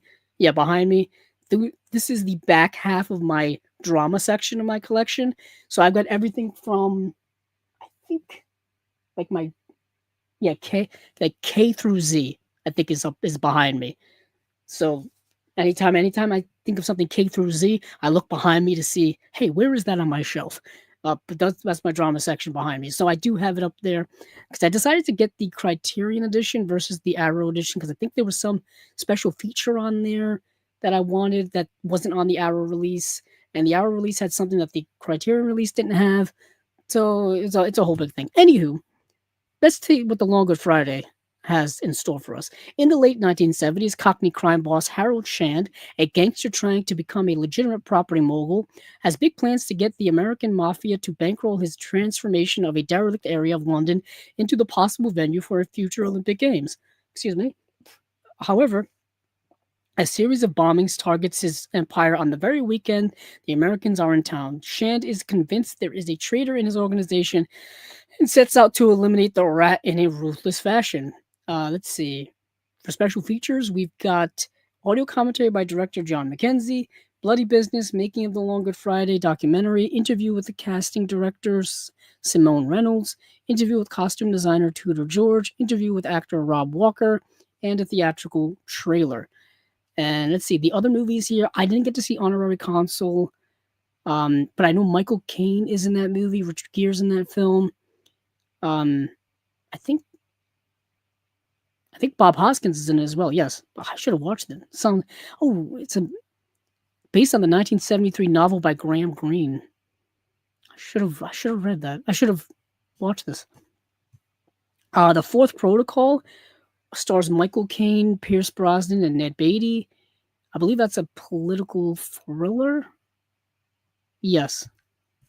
And let's see. And Ruby is about Jack Ruby, portrayed by Danny Aiello.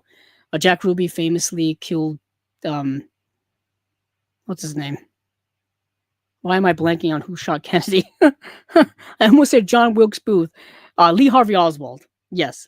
Jack Ruby, I believe, was famously that nightclub owner who killed Lee Harvey Oswald as he was leaving the police station. And there's been conspiracy theories about all of that for decades. If you've ever seen the movie JFK, the Oliver Stone film, you know Oliver Stone loves a good political conspiracy. you can check all that out. But so just in the interest of time, that's just all of that. So those will be coming out in March. That is their Imprint Films March, directed by bundle pack of John Mackenzie box set, directed by John Mackenzie box set, and directed by Sidney Lumet, Volume 2. Okay, we've spent tons of time on that. Let's move down the lane, shall we? Let's see what else we've got here. I think we have some one-offs, or not one-offs, but some individual releases I wanted to get into before we hit Kino, because Kino's got some stuff. They've got a lot of stuff, actually. Let me see if I can find these, because Warner Archive has like these 3 packs that I want. Not these 3. These 3 like multiple movie collections. Let me see if I can find them. We've got the Fred Astaire collection. Yeah, this is the Fred Astaire 4-film collection. This is coming out February 17th. Now, these are all available individually from Warner Archive. You can buy them individually, or you can get them in one collection, which I'm assuming it's just all 4 discs in a Blu-ray case. That seems to be my thought behind it. So this collection has Easter Parade, The Bandwagon, Silk Stockings, and Finian's Rainbow. So me personally, I love buying them individually versus getting them in these collections. That's just me. Obviously, when you get them in the collection, it'll save you shelf space and probably will save you some money too, because you can get all 4 of these movies for $40 as opposed to probably buying them each individually for probably double that. I would assume so, because typically right now, Warner Archive releases are anywhere between $15 and $25. And I'm just throwing out numbers here because that seems to be the case, in my opinion. Mostly they're more expensive now than they were in the past. So I usually get them when they're as close to the $10 range as you can possibly get. I would love to get all of these for $10 a piece. That's the goal. That's the magic number. But sometimes you can't. For example, I just talked about Splendor in the Grass. This I was able to get on sale. Keep in mind, on sale from Amazon for $16. So not like that's at the higher range, I would say, for the Warner Archive release, in my opinion. Just because Warner Archive, for me, you're typically just buying the movie. Typically. Usually they do, like I said this many times, the movies look amazing. I'll say this, Warner Archive does amazing work when it comes to their picture quality. They just don't really produce their own special features for the most part. They typically transfer over special features from the previous DVD release of the movie, or if there isn't any features, like it making its Blu-ray premiere or making its disc premiere, there won't be any special features. But in some cases, in some special cases, like the Tom and Jerry set or the Huckleberry Hound set that they came out with, they will produce new special features. Like there's 2 new featurettes on here. So you do get some cases, but it's not all the time. For the vast majority of time, it's typically not a lot when it comes to special features. Like this, like I said, this here only has the theatrical trailer and a documentary of Eli Kazan, A Director's Journey. So that's it. So $16 for this is about right, in my opinion. Yet again, everybody values everything differently. So, it all depends on how much cash you have, really. I like to always be mindful of the value of things based on my perspective. So this Fred Astaire collection, like I said, it's available to pre-order now for $40. It's Easter Parade, The Bandwagon, Silk Stockings, Finian's Rainbow. I love Fred Astaire, so I'm probably going to buy these all individually at some point. Let's see, what were the other ones that I have? I believe there's a Spencer Tracy collection as well. Spencer Tracy, one of my favorite actors of all time. Really an all-time actor, in my opinion. So you've got 4 films in this collection as well. Why are they not listing these off for me? Let's see. Oh, of course, they're going to make this tougher. So I'm going to have to do this the old-fashioned way. So you've got Bad Day at Black Rock, which is excellent. You have Fury, which is also excellent. You have Northwest Passage, and you have Libel Lady. Libel Lady is excellent. Libel Lady. These are all great releases. Libel Lady stars Jean Harlow, William Powell, Myrna Loy, and Spencer Tracy. Excellent release. I would recommend all of these movies, whether you buy them individually or whether you buy them in this collection. So that's coming out February 17th as well. And then I think lastly, I'm looking at my notes here, Hollywood on Broadway. So these will be musicals. And I know that's not everybody's cup of tea, but I do like a good classic musical.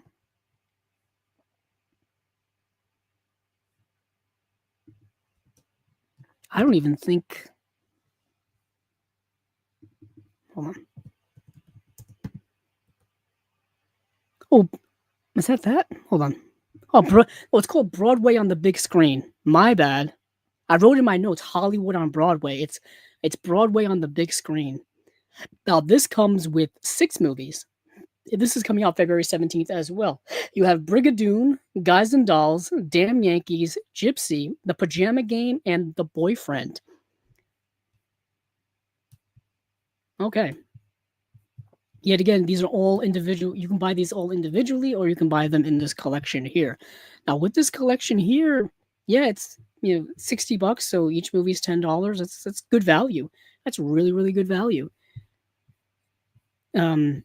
Yeah, obviously the highlight here is probably Guys and Dolls for many.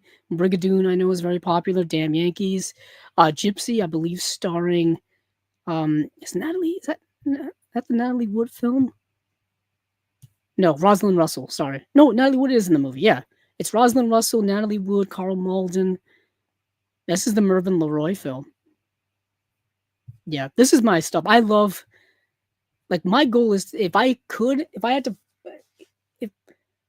Warner Archive, I hope never goes away. I know we've talked about it several times here on Chasing Labels, but there's such an embarrassment and abundance of riches in the Warner Archive line, in the Warner Brothers catalog that's over a century old.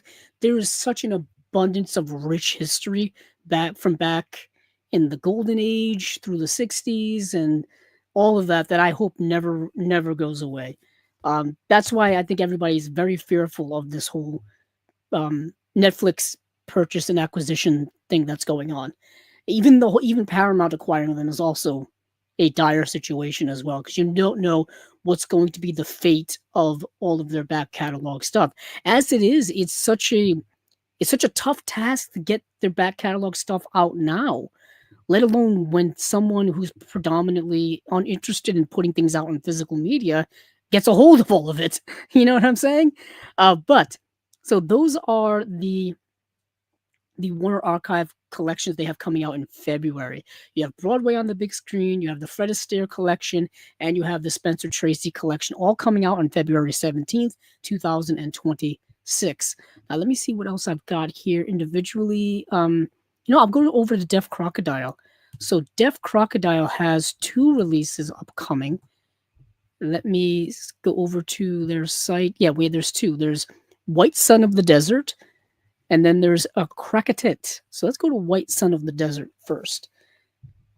Let's see. I do not know what this is about. This is a long paragraph to read here. Let's see.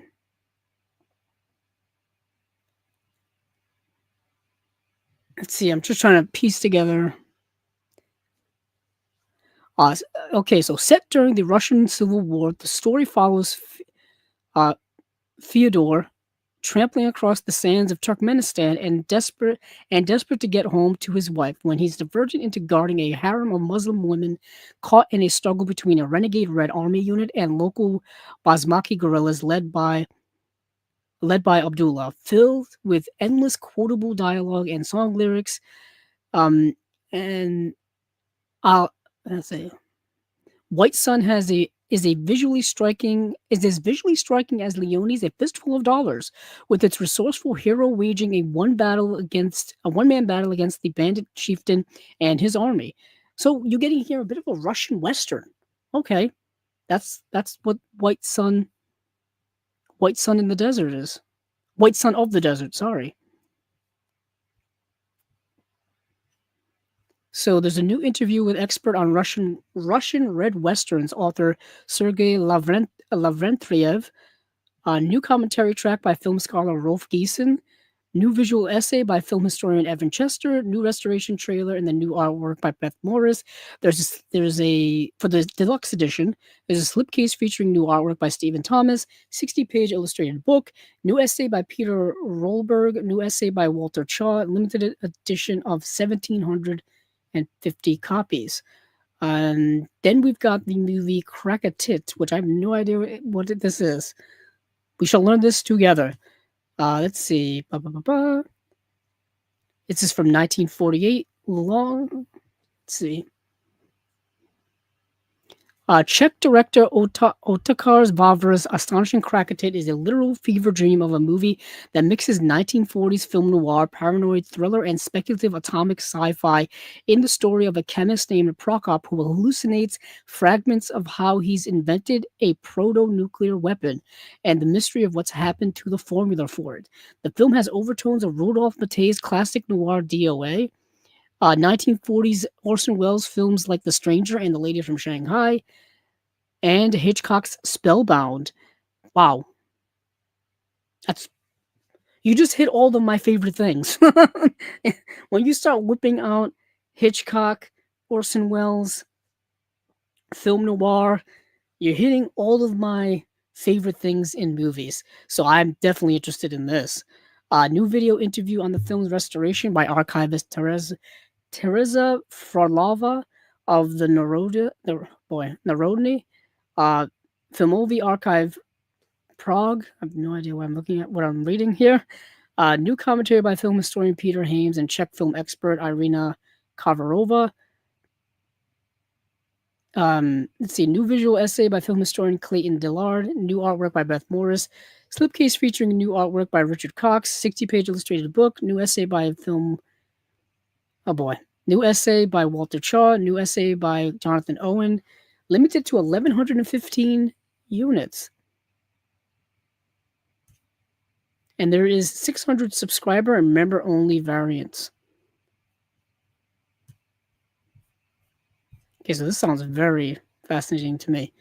Also, you had that is White Son of the Desert and Krakatit, both from Deaf Crocodile.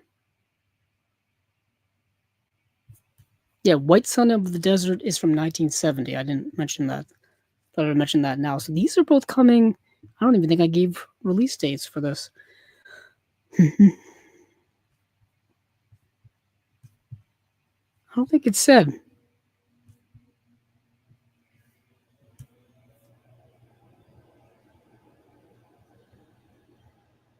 Maybe yeah, I'm just combing here to see if there's a release date for either of these.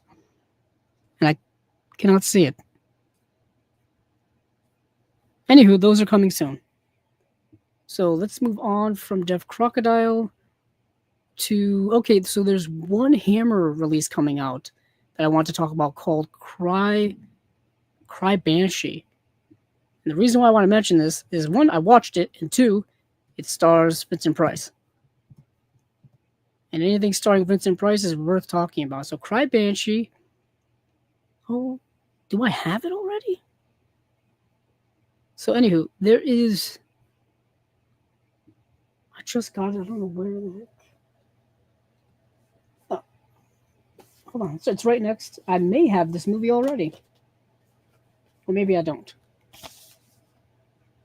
I do have it. Okay. So, for those of you who have the Vincent Price collection, Volume 3 from Shout Factory, it does have Cry of the Banshee in it. What's interesting is I watched it streaming when I could have watched it on Blu-ray. Huh.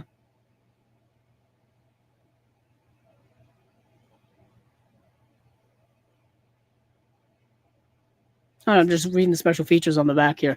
But if you have, like I said, if you have Volume 3 of the Vincent Price collection from Shout Factory, you have Cry of the Banshee already. But Hammer's putting out one of their super duper deluxe editions. And their super duper deluxe editions are very nice. They are very, very nice. They just put out Curse of Frankenstein, which I know is a big release for a lot of people this year. And they're doing it again, I believe, with Cry of the Banshee. Or at least it's going to be a deluxe edition. I don't know. It's not going to be a super duper deluxe as that one, but it's going to be nice.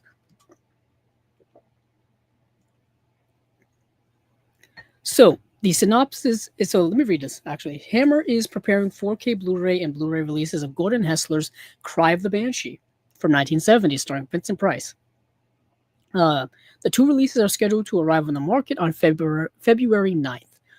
The description is as thus: Lord Edward Whitman, who rules his domain with an iron fist, massacres a coven of witches, but some still survive, and their vengeful leader summons a demonic spirit to destroy Whitman's family.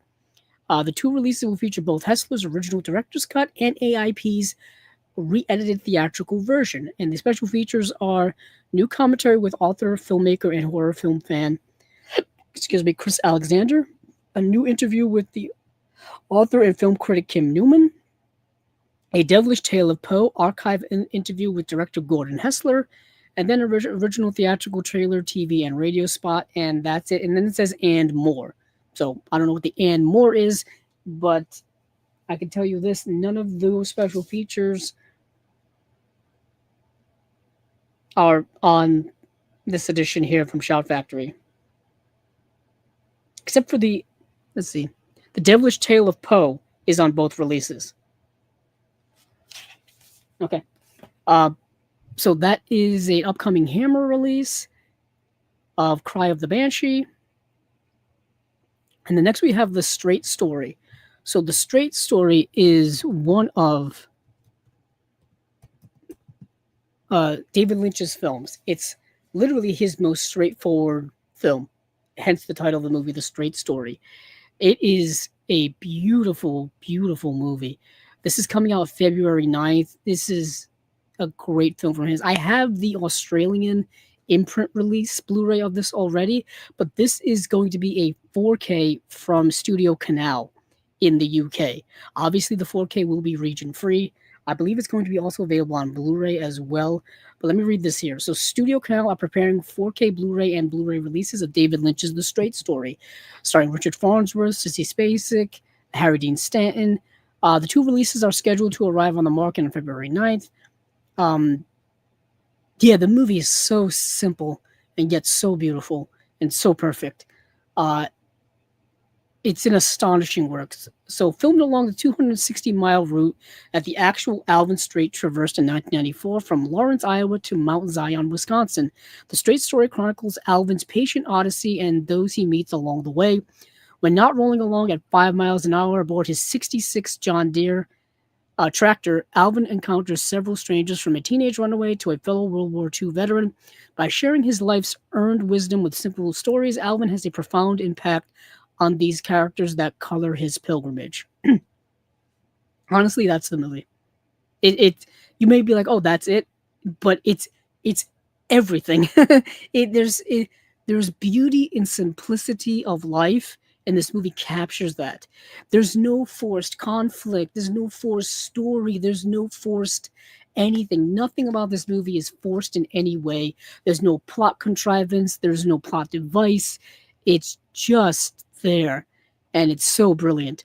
So for special features, there's a new 4K restoration of the movie. There's an audio commentary by Peter Tonquette. Mark and Bob tell it straight and narrow inside the film, far and wide inside the score. Straight talking and making of interview with David Lynch, image gallery, 4K restoration trailer, original trailer, and yeah, the movie's brilliant. Own it any way you possibly can, whether it's on this 4K release, one of the previous Blu-ray releases. Heck, if you even have the DVD, like I used to have, own it there. It's such a beautiful movie. It really is, and that's The Straight Story, the David Lynch film from 1999. Truly, it's a remarkable, remarkable work. So that is it, I believe, for... Oh, no, there's one more. I'm thinking that we were done. No, there's one more, and it's a bigger one. Let me go over to New Wave Video. New Wave Video just announced their newest release. That's our buddy John Matthews from Australia, who's been on our channel and Chasing Labels many a time, including recently to announce, what's going on over at New Wave Video. And they are moving right along. They're moving right along. And their newest pre-order is one of their newest announcements recently was the movie Nighty. A step into the world of Nighty, a hidden gem of an independent Japanese 8 millimeter film that has been reborn for a new generation of horror enthusiasts. Incredibly fun anthology film proves that bedtime is anything but safe. It presents four twisted tales ranging from bloody birthday parties and deadly video games to surreal transformations. Nighty Night masterfully combines practical effects, imagery, and neon-drenched aesthetic of the mid-80s indie horror of mid 80s indie horror, all set to a pulsating, goblin inspired soundtrack. Fans of Creepshow and Tales from the Dark Side will find themselves right at home with Nighty Night. Yeah, I was going to say it reminded me a lot of Creepshow and those types of horror anthology things from that time period, from the 80s, 90s, et cetera, et cetera. So this is a director approved special edition, transferred and restored from the only surviving videotape master. Dark Fairy Tales, a retrospective documentary on Nighty Night. Lost Media featurette by Lachlan Sale. Full original soundtrack by Save Earth. The Small Pebble short film, 40-page behind the scenes booklet by Hiroshi Kakusha, who's the director, featuring rare photos and in-depth stories. New slipcover artwork by Sydney-based illustrator Janie O'Brien, featuring classy UV/spot gloss. Note the original 8mm film elements are lost. We are working from a tape source which underwent color correction and touch-up. Please see screenshots to get an idea on the quality of the film before purchasing. Yeah, this is going to look rough. There's no way about it. It was already shot on 8mm, which, for those of you who know about film and all of that stuff, 8mm is pretty low grade stuff. Like 8mm is like what you would shoot like your home movies on back in the day. 16mm looks a little rough. 35mm is the standard. You know what I mean? That's what movies were typically shot on all the way up until the digital age if you had a good budget. 70mm they utilize now for things like IMAX and stuff like that.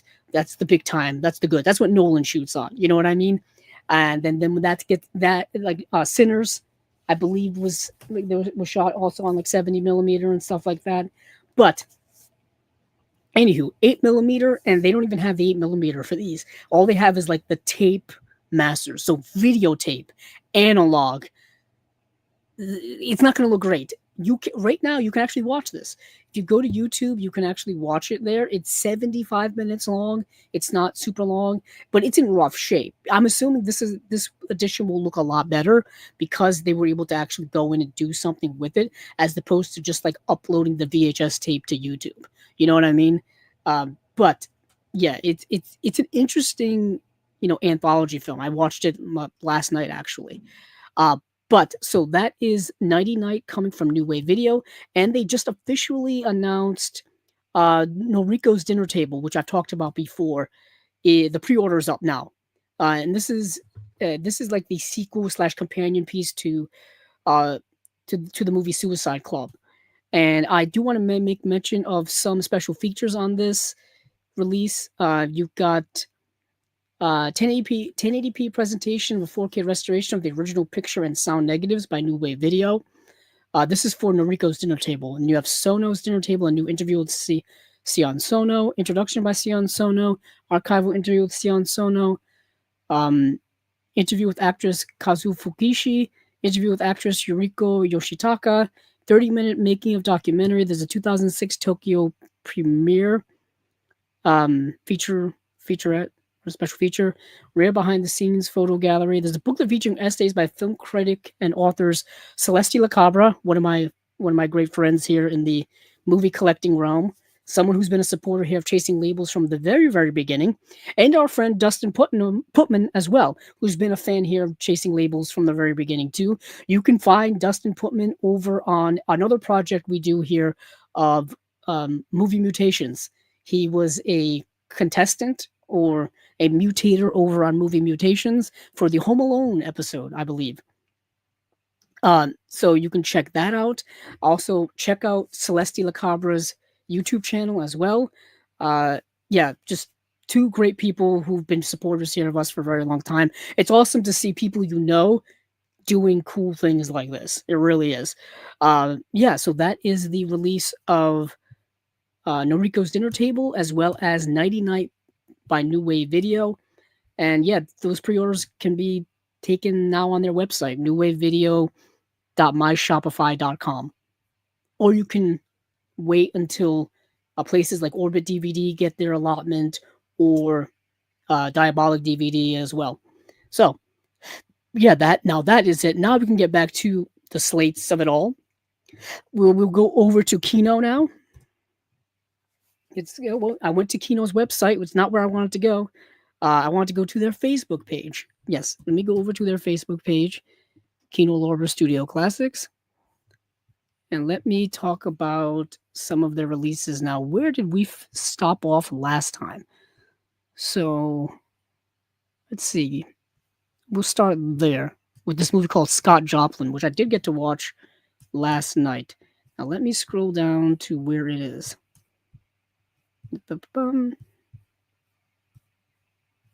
Okay. Scrolling. Here it is. Scott Joplin. So I think I put this on a list last time and I didn't talk about it, or maybe the time before, the episode before, but I did not talk about it. But this movie, Scott Joplin, is actually a biopic starring Billy D. Williams. It's the fascinating story about the life of the ragtime great. So he was a ragtime music composer. Best known for his song The Entertainer, Joplin began his career touring as a piano player in bordellos across the country when he is discovered during a piano competition by the famous music publisher John Stark. Joplin turns into an instant success, composing songs so popular that he becomes the first black composer to be allowed to play at the World's Fair. This historic film, directed by Jeremy Paul Kagan, recounts Joplin's determination in the face of racism, his heroic struggle with a debilitating disease, and his ultimate triumph as a composer and musical legend. So I did not know anything about Scott Joplin going into this movie. I went into it completely blind, just as a fan of Billy D. Williams, who would, of course, go on to be in Star Wars as Lando Calrissian, in Empire Strikes Back 3 years after this movie came out. Ironically, this movie came out in 1977, the same year as Star Wars. And then 3 years later, we get Billy D. Williams in Empire Strikes Back. And 3 years after that, in 1983, he would, of course, reprise his role in The Return of the Jedi. And yeah, I've always been a fan of Billy D. Williams. So this release is coming out February 17th. It's got a new commentary by director Jeremy Kagan, moderated by film historian / filmmaker Daniel Kramer. That's nice. So now we move on. Oh, I mentioned the movie Ray is getting a 4K UHD release. I mentioned it in the previous episode or spy number of Chasing Labels, number 179. But here in episode / spy number 180, we have the details. We have the details. So it's a 2-disc edition. It's coming out February 17th. The first disc, the 4K disc, brand new HDR Dolby Vision Master from 4K scan of the 35mm original camera negative, approved by the director Taylor Hackford. There's a new commentary by film historian and author Dwayne Epstein, audio commentary by the director Taylor Hackford, and then disc 2 has, of course, the movie. It's got those 2 commentaries, has a director's introduction, stepping into the part featurette, Ray Remembered featurette, The Woman of Ray featurette, The Filmmaker's Journey featurette, Ray an American Story featurette, A Look Inside Ray featurette, 14 deleted scenes, 9 uncut music performances. I feel like I talked about this last time. I feel like I'm getting a sense of deja vu here. Maybe I'm in the Matrix. Who knows? But I'm pretty sure many of you have seen this movie before. I'm pretty sure many of you own this movie. It was put out by Universal on DVD, on Blu-ray. It's been around for a long time. It's Jamie Foxx's Academy Award-winning performance. And yeah, it's probably the movie he's most well known for. I mean, he's kind of a star. He's definitely a star. So he's probably known for many things, but this is the one where, he won his Oscar for, and he performed all the music for, and all kinds of stuff like that. Please excuse me as I lubricate my eyes. The longer you look at the screen, the faster your eyes tend to dry out, especially if you have chronic dry eyes like myself. But yeah, Universal once again showing that they are one of the major studios to share their catalog with the boutique label world. They've been doing that forever. So next up on the docket is a double feature actually coming out February 14th. We have the Jack Benny comedy classics. You have Artists and Models and Man About Town, one from 1937, the other from 1939. Brand new HD masters from the 2K scans of the 35 millimeter fine grains. There's two audio commentaries. There's one for the Artists and Models by film historian Eddie Von Muller, and one for Man About Town by film historian Paul Anthony Nelson and Lee Zachariah. These are two Benny Hill films. I didn't see either of them, so I can't really comment on if they're good or not. But they're Benny Hill, Jack Benny, Benny. I got my Bennies confused. So it's a Jack Benny double feature. Yeah, so moving on from there, we're getting a 4K UHD upgrade of a Blu-ray they've already put out of Port of Shadows. Port of Shadows is excellent. Very, very good movie. This is the French film from 1938. It's a 2-disc edition. It's coming out February 24th. I have the Blu-ray, and I just watched it recently for the first time. Really good movie. Let's see. So the first disc is the 4K UHD. It's got a brand new HDR/Dolby Vision Master from a 4K scan of a 35 millimeter original camera negative. New audio commentary by film critic and author Simon Abrams. And then the second disc has the movie as well as the audio commentary, but it's got an introduction by professor and film critic Jeanette Vicendo, and then On the Port of Shadows documentary. Yeah, it's an excellent movie. Gene Gabbin's in it, and yeah, it's excellent. I think I talked about it when this was announced. Let's see. Down a foggy, desolate road to the port city of Le Havre travels Jean, an army deserter looking for another chance at life. Fate, however, has a different plan for him when acts of both revenge and kindness turn him into front-page news. Port of Shadows starkly portrays an underworld of lonely souls wrestling with their own destinies. A quintessential example of poetic realism, one of the classics of the golden age of French cinema, co-starring the blue-eyed phenomenon Michelle Morgan in her first major role and the menacing Michelle Simon, with stunning cinematography by Eugene Soufton, who shot The Hustler. Okay. Yeah, the movie is very moody. It's very much a precursor to film noir and realism and neo-noir. It's really good. It's really good. Next, we've got the movie The Lost Man with starring Sidney Poitier. Now, this is fascinating. Okay, so Sidney Poitier is in this movie. This movie doesn't even have a DVD release. This movie hasn't seen the light of day on physical media, I think, since VHS. Why, you may ask? Because every place I found it online is only available in VHS quality. It's called The Lost Man from 1969. It's a movie where I believe, I saw it, so it's Sidney Poitier plays the leader of this militant, I believe, Black Panthers-esque group of people, and they are trying to pull off a heist in order to, fund their revolutionary ideas and stuff like that. And they attempt to pull off this heist, and things go awry, and the Sidney Poitier character has to then go on the run because now the police are after him, and that's the movie. The movie's a little long. It's like over 2 hours long, and I feel like the movie, pacing-wise, languishes a lot. For a movie that's, like I kind of just described, is supposed to be about a man on the run and dealing with political themes of the time and all this kind of stuff, it suffers a bit in the pacing department. But Sidney Poitier is really good in the movie, and I think the ideas are still really solid. And man, I'm hoping this movie looks a heck of a lot better than the quality of what I saw, because I'm surprised that a movie starring Sidney Poitier, it's taken this long to get a decent release. Let's see, it's coming with a brand new HD master from 4K scan with 35 millimeter original camera negative. So, like I just said, I'm hoping it's going to look a heck of a lot better than the VHS quality I saw. Yeah, so let's move along from The Lost Man to a movie I've already talked about, Gregory Peck in MacArthur. So this is coming soon in 4K UHD. This has already gotten Blu-ray releases in the past. This is not exactly an an original film. I believe MacArthur may be from the Universal. Let's see. Yeah, it's from Universal's catalog.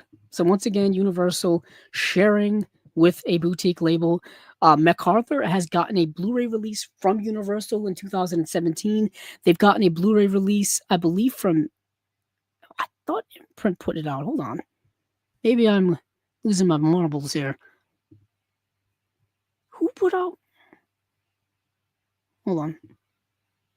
Oh, it got an indicator release. That's what it was. Back in 2021, it got an indicator release. That's why I watched it before. Okay, that explains that. So they haven't listed out any special features yet for it, so I would definitely wait. I'm assuming what sucks is it's getting a 4K release, and I know the indicator release is only Blu-ray, but the indicator release I know is going to have probably better special features. That's just what indicator does. They make unique, or they get unique special features that other releases typically don't have. That's been their thing for years. It's been their thing for years. But if you don't know, this movie came out in 1977, starring Gregory Peck. He plays the famous general from World War II, Douglas MacArthur, and that this is typically dealing with him during his dealings with the World War II and the Korean War. Yeah, my history degree is intact in my mind. It is. Next, we've got a Kino cult release. This is Kino cult number 44. Big 44 here. This is Ilsa, the Tigress of Siberia. If you've been, collecting these Ilsa films over this time frame, here's another one for you. Coming February 24th, having served the diabolical whims of the Nazis, the singular sadistic Ilsa becomes the overseer of a Stalinist gulag in Ilsa, Tigress of Siberia. Okay, we're going from one bad guy group to another bad guy group. Here you go. Here you go. So let's see what we have here for special features. We got a disc 1, brand new HDR 10 master from a 4K scan, a new audio commentary by film historians Jason Pachonsky and Paul Karup. Then the next disc 2, the Blu-ray's got the movie. It's got the new audio commentary. It's got alternate footage intended for a less explicit television version. Sidebar conversation with novelist and critic Tim Lucas and author, artist, and film historian Stephen R. Bissett. That is it. So if you've been collecting these Kino cult releases, if you've been connecting these Ilsa releases, like I said, this one's probably the next one up for you. Next is another Kino cult release. Also coming out February 24th is The Stewardess, and it's in 3D. Here you go. So you'll have things, going at you off the screen. Came out in 1969. They don't even give a description of the movie here. So let me see if I can find one. Let me go over to IMDb and look up The Stewardesses. Ba-ba-ba-bum.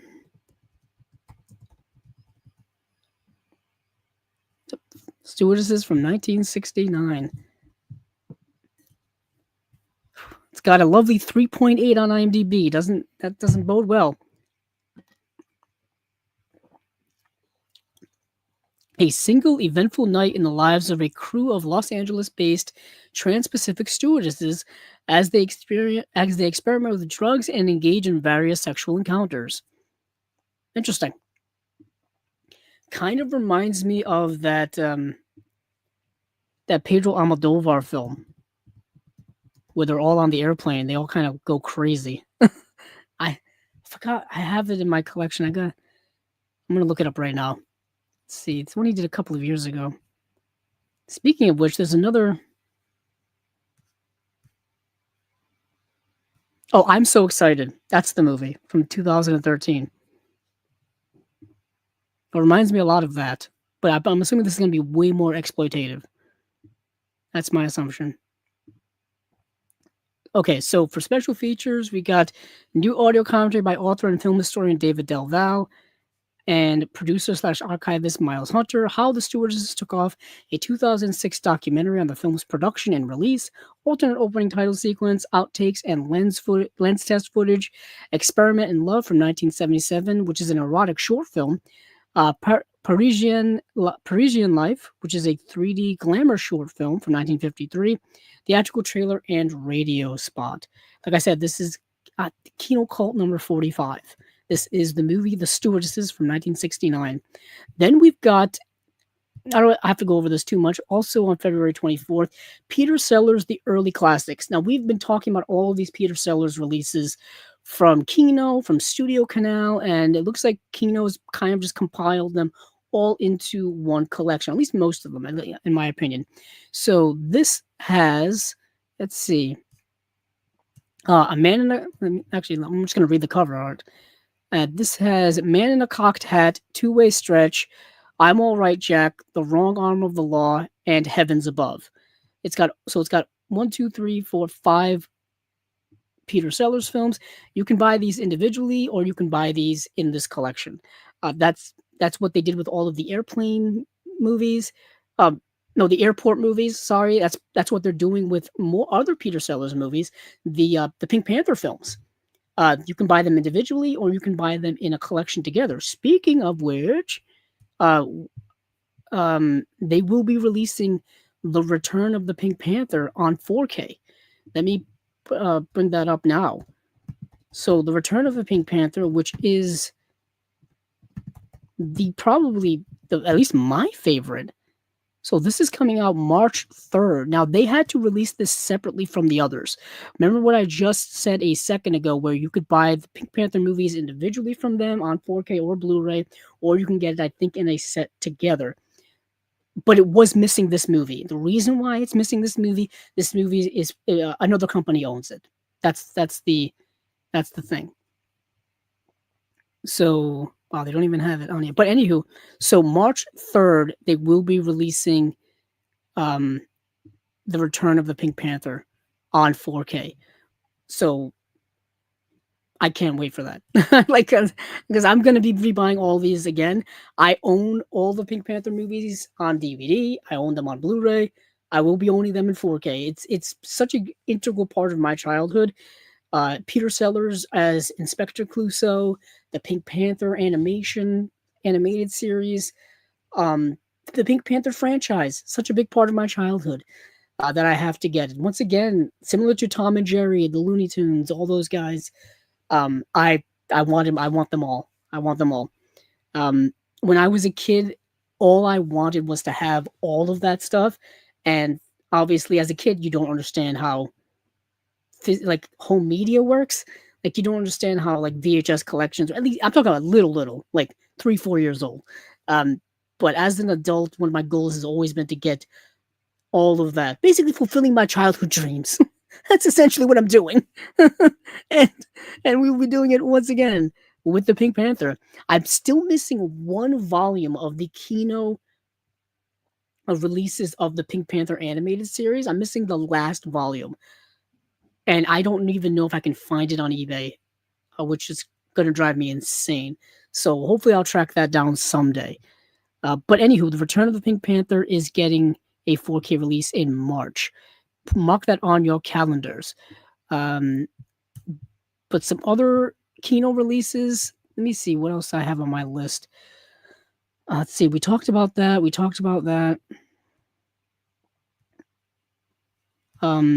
There's a movie called America 3000 that's getting a Blu-ray release. I know nothing about the movie. I think it's, let's see, America 3000, brand new HD masters from a 2K scans of a 35mm interpositive. In the 31st century, the battles of the sexes turns to an all-out war. Okay, I know what that is. Okay. After 900 years after, so the time, 900 years after a devastating nuclear war, the place, what was once Denver, out of the ashes of civilization, a new tribal society has arisen. Primitive, violent, and dominated by women. Okay, so it takes this idea of the post-apocalyptic patriarchal society, takes those ideas, make them a matriarchal society. So women rule as opposed to men, as we've seen in a lot of dystopian stories. So that's the premise of the movie. Um, Interesting. That's fascinating to me, actually. But this came out in 1986. It's got a brand new HD masters from the 2K scan of 35 millimeter to positive. New audio commentary by writer director David Engelbach, moderated by filmmaker Douglas Hosdale. XXX, new interview with actress Lorene Landon, and that's it. Okay. There are a couple of other things that are not currently listed on their Facebook page, but that I am aware of. The big one for me is another movie from my childhood is getting a Blu-ray release. Why? Oh, there it is. I misspelled it. So Beethoven, the movie Beethoven is getting a Blu-ray release from Kino, and I am super excited about that.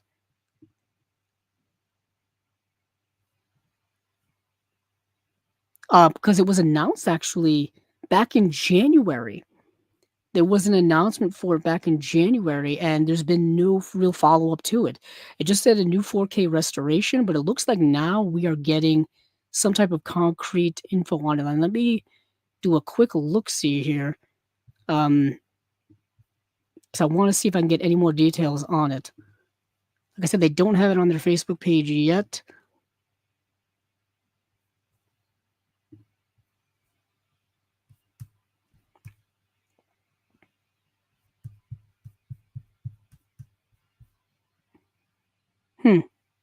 Nothing. Okay.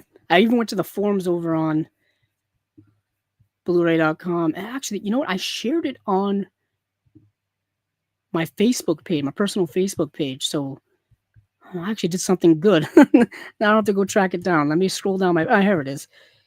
So yeah, from our buddy from the Disconnected, Ryan, he posted about it. So coming on March 3rd on Blu-ray in the US from Kino Lorber, Beethoven, the 1992 film.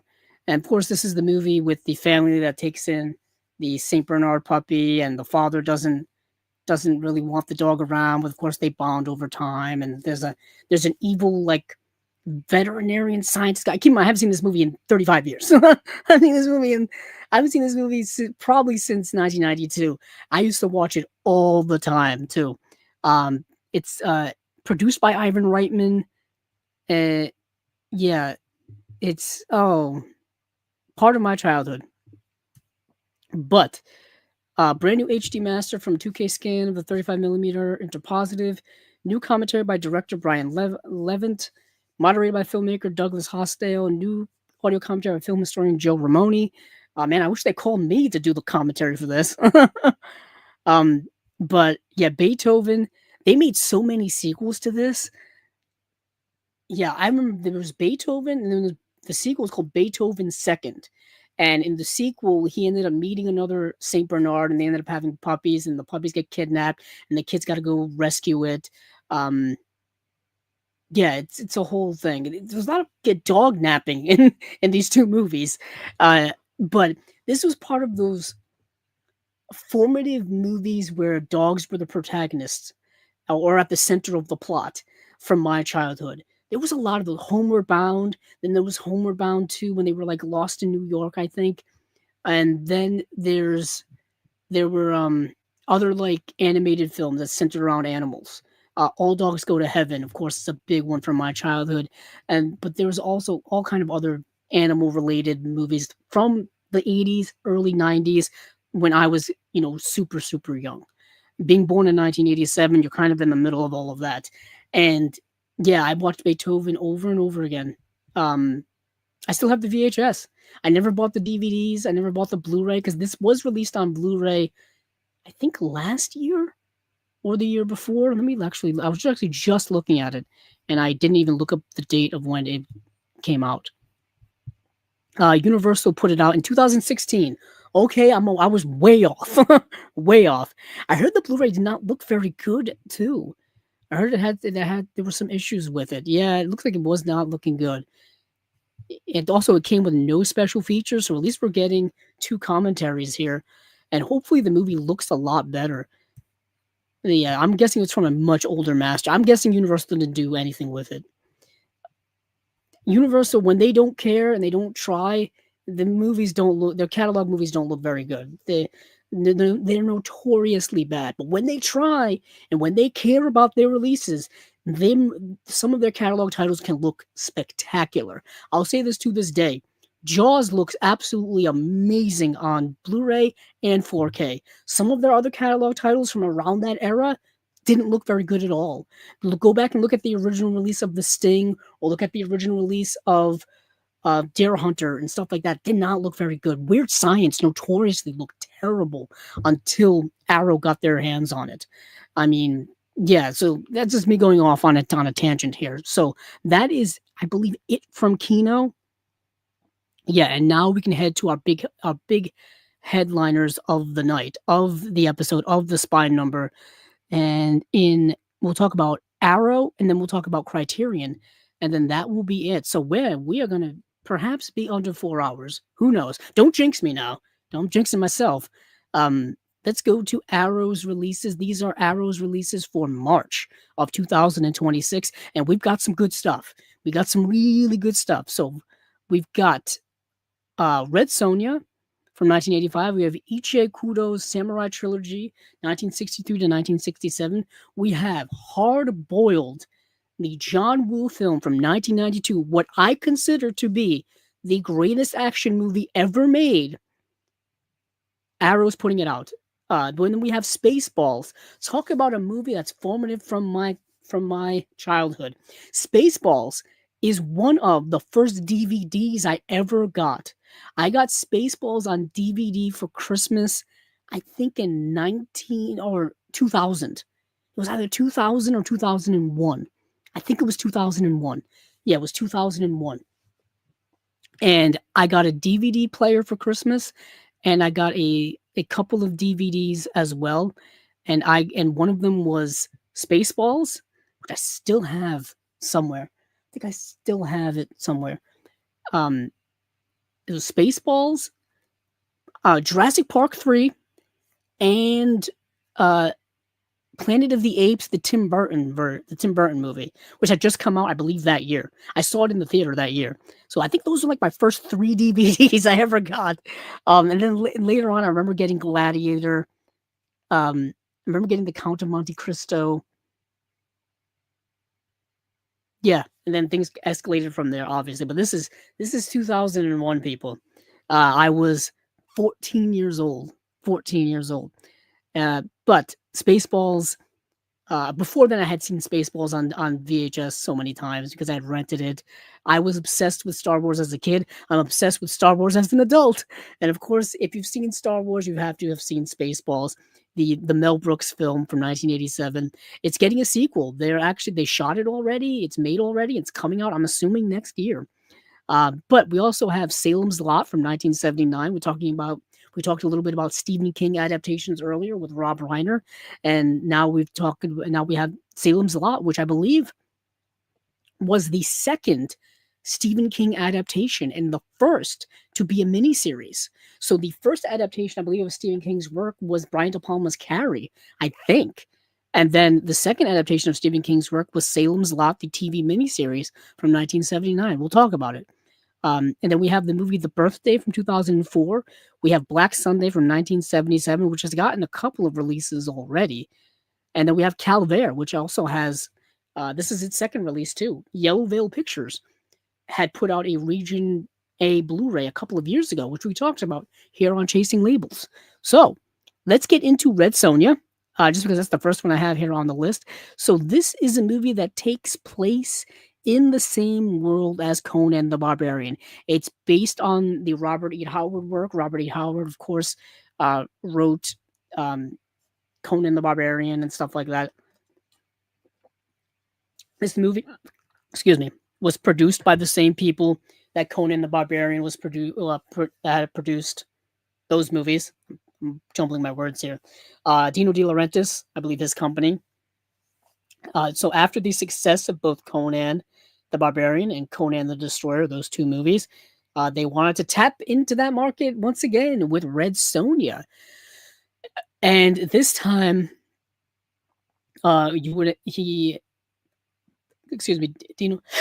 De Laurentiis casted Dino De Laurentiis cast Bridget Nielsen, who was a model at the time and hadn't acted, I don't think, in anything, or maybe one thing.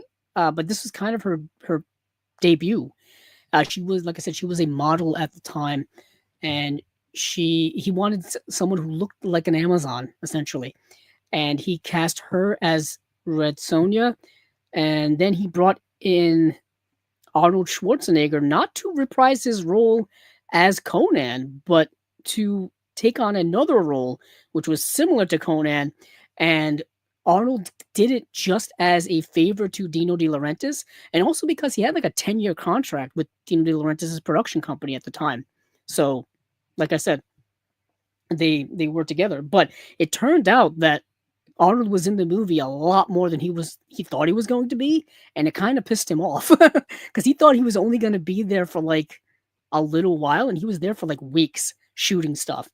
And he's in the movie probably way more than you would expect. I'll be honest with all of you. I'm not familiar with Red Sonja. I know Conan the Barbarian. I know Conan the Destroyer. I've got the Arrow releases that came out.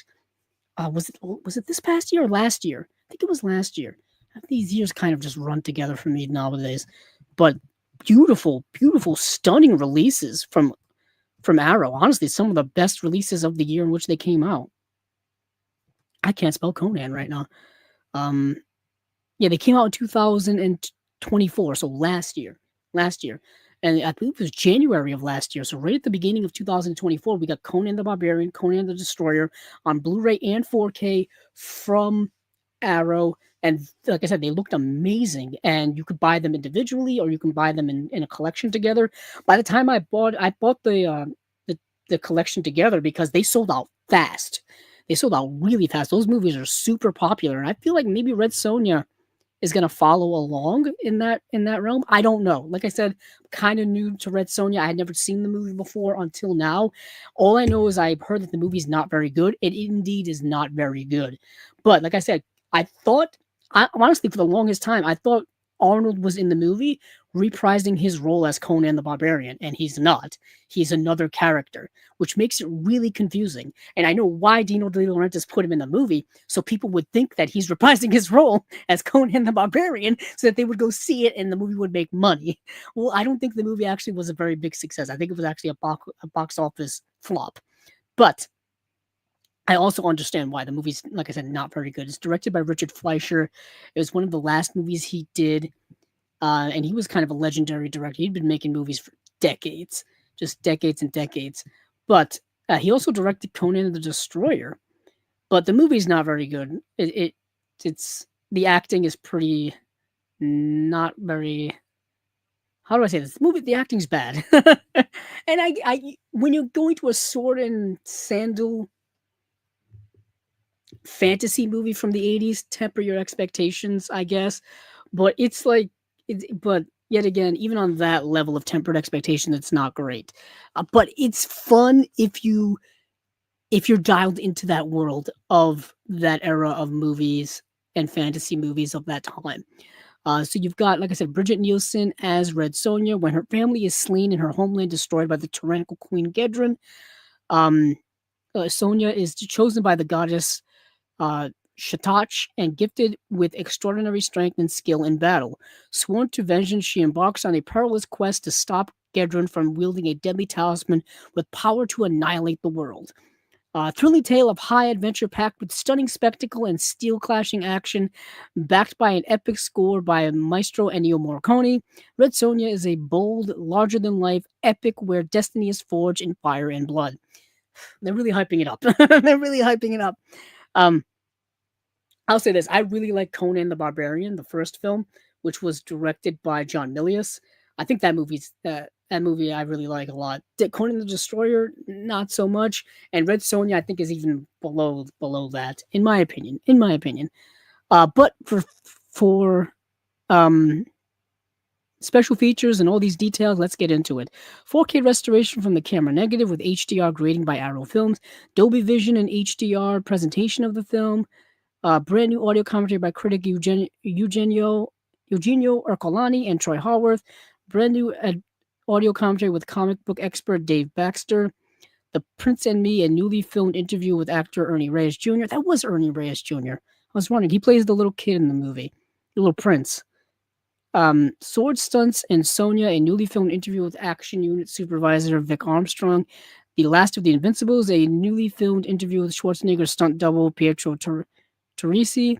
The Danish Girl, sorry, a newly filmed interview with stuntman Ottaviano Dell'Acqua. Yeah. The 12 Libras of Red Sonja, a newly filmed interview with assistant production manager Stefano Spadoni. The Marvel Primitive Technology, a newly filmed interview with FX artist Domingo Lozano discussing the work of Emilio Ruiz del Rio. Molding Fantasies, a newly filmed interview with makeup effects assistant Adriano Carboni. Bodybuilding the Imagery, an archival unreleased interview with poster artist Renato Casaro. Let's see. The Man Who Raised Hollywood, an archival featurette on Schwarzenegger's career featuring filmmakers Peter Hyams and Arthur Allen Seidelman, producer Edward Pressman, and others. Red Sonja vs. Calidor, The Making of a Misunderstanding, an archival interview with assistant director Michelle Ferry. Yeah, Calidor is the Arnold Schwarzenegger character in the movie. And you get theatrical trailer, image gallery, and then, of course, you get all the extra goodies you get with the limited edition releases, like reversible sleeve artwork, and you get the reversible poster, the double-sided poster, and then the art cards and stuff. Now, these are all coming out in March. This is coming out March 24th, specifically the release of Red Sonja. Like I said, I mean, if you got Conan the Barbarian, if you got Conan the Destroyer, you probably may want to get Red Sonja, but I can understand why it has such a bad reputation of not being a good movie. Because it's not. Let's see. So now we have Ichio Kudo's Samurai Revolution trilogy. Now I only got to see 1 out of 3 of these movies, so that's kind of what I'll concentrate on the most. So let's read this here. Throughout Japanese cinema, the image of the noble samurai righting wrongs, katana in hand, remains a fixture of the Jitageki. Boy, I probably butchered that. Jitageki genre with the authoritarianism and corruption of the country's medieval past often attenuated for the sake of spectacle and entertainment. But in the 1960s, director Ichi Kudo's Samurai Revolution trilogy shattered the idealized conception of the samurai, providing an authentic and scathing portrayal of Japan's tyrannical past to question the social and political landscape of his day. Beginning in 1963 with 13 Assassins, remade in 2010 by Takashi Miike, followed by The Great Killing in 1964 and 11 Samurai in 1967, the Samurai Revolution trilogy depicts the rot of the heart of the Tokugawa shogunate. Despotic lords oppress their people and abuse their power with impunity. Loyalty to the shogun is valued above compassion and righteousness, and samurai have shed any trace of nobility in favor of their own interests, which they pursue with gleeful cruelty. Each film portrays a group of honorable samurai driven to plan the political assassination of a corrupt lord, hoping to light the fuse that will eventually destroy the regime. But the rebels must understand the fatal consequence of their mission. Should the shogun falter, then their lives and entire samurai class will be forfeit. That's a lot going on there. Whoever wrote that paragraph put a lot of information there. So you've got these movies about these essentially revolutionary samurais who fought back against political corruption, against cruelty of their time, against oppression of their time, and that's what these movies are. They are. I've only seen the first movie. I've only seen 13 Assassins, and I've seen, of course, its remake in 2010 by Takashi Miike, which is an amazing movie. That movie is incredible. Every time I bring up Takashi Miike on here, I always bring up 13 Assassins because I recommend it to everyone. But the movie from 1963 it's the same premise, but obviously it's 1963. It can't be as bloody, it can't be as violent, it can't be as, doesn't have the modern day filmmaking capabilities that Takashi Miike had. Also, Takashi Miike has his own sensibilities as a director, as a filmmaker. But either way, it's still a really good movie. It's still damn good. So with that being said, as soon as I watched that and I was like, okay, this is excellent, I was like, I don't need to watch the second and third because I know they're going to be good. Or at least I'm on that level where like I want to see them and I want to buy this box set eventually. So that's probably what I'm going to do. But for special features, it's a 3-disc set. Disc 1, 13 Assassins. Disc 2, The Great Killing.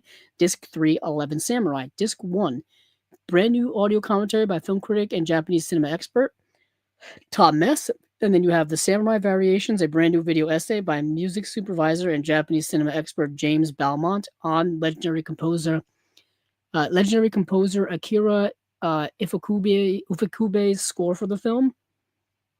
Then you have Samurai Gorilla Part 1, an archival interview with Ichi Kudo's former assistant director Misao Arai and filmmaker Dirty Kudo discuss Ichi Kudo and Toei's role in the Japanese film landscape of the 1960s. There's a lot going on there.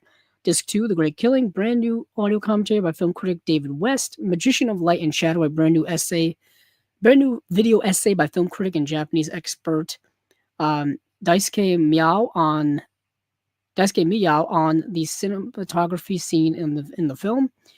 You have Samurai Gorilla Part 2, an archival interview that's just continuing from the first part.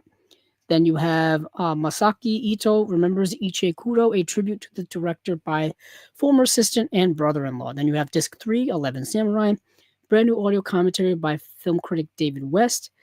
Then you've got Fighting the Poison, a brand new video essay by film critic and Japanese cinema expert Jonathan Clements on the historical setting and context of the film. Samurai Gorilla Part 3, continuing that interview. Then you have Ichi Kudo, The Art of Realism, an archival interview with Fabrice Arduini, filmmaker and programmer for the House of Culture of Japan in Paris, where he discusses Jidageki and the films of Ichi Kudo. So that is this incredible box set of Ichi Kudo's Samurai Revolution trilogy. And I believe though it's just a Blu-ray box set. Yeah, it's not a 4K. But what is a 4K is Hard Boiled. Now, I don't have to explain this to many of you because many of you probably know the movie. It's starring Chow Yun-fat. And yeah, it's like I said, I think it's the greatest action movie ever made. So with that being said, I'm not going to even explain the plot. It's the greatest action movie ever made, in my opinion. So you get 2-disc edition. First disc 1 is the 4K restoration of the film, Dolby Visions, that's the HDR presentation of the film.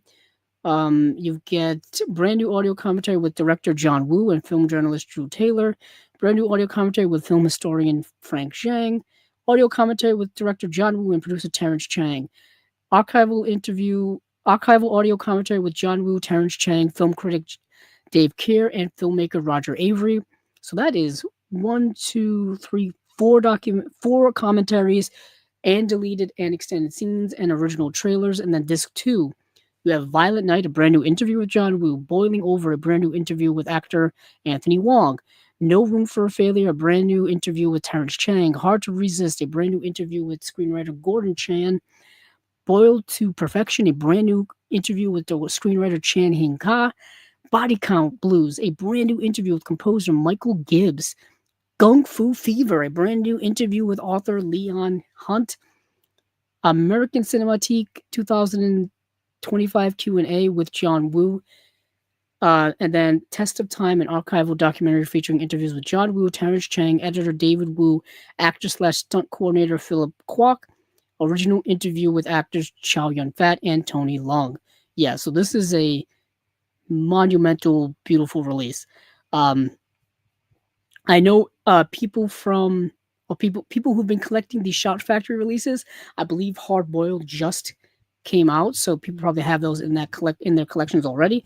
I am insanely jealous. I have to wait now until when am I having to wait till March to get this released? Yep, I have to wait till March 30th to get my copy of Hard Boiled because I'm getting all of the Arrow releases of the Golden Princess films. So yeah, I'll be waiting right along because I believe Peking Opera Blues just got announced from Arrow. Obviously, Hard Boiled just got announced. So I just got City on Fire. So I have to be patient. Which I am not a patient person when it comes to buying movies. I hate having to wait, but I'll suffer for the cause. Let's see. That is, like I said, that's Hard Boiled. Then we have Spaceballs. It's the Mel Brooks satire parody of Star Wars. That's all you need to know. Uh, this has been released on 4K in the past. It still actually is in print. There's a 4K UHD release of the movie from Kino. It's been available for several years. If you have that movie with the slipcover, hold on to it for dear life because that slipcover is so damn expensive.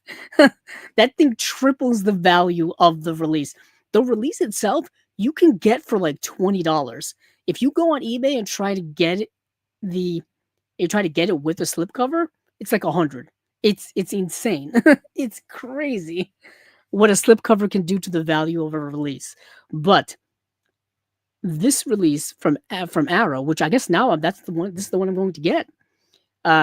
Has the Dolby Vision HDR presentation of the film, original lossless 2.0 stereo.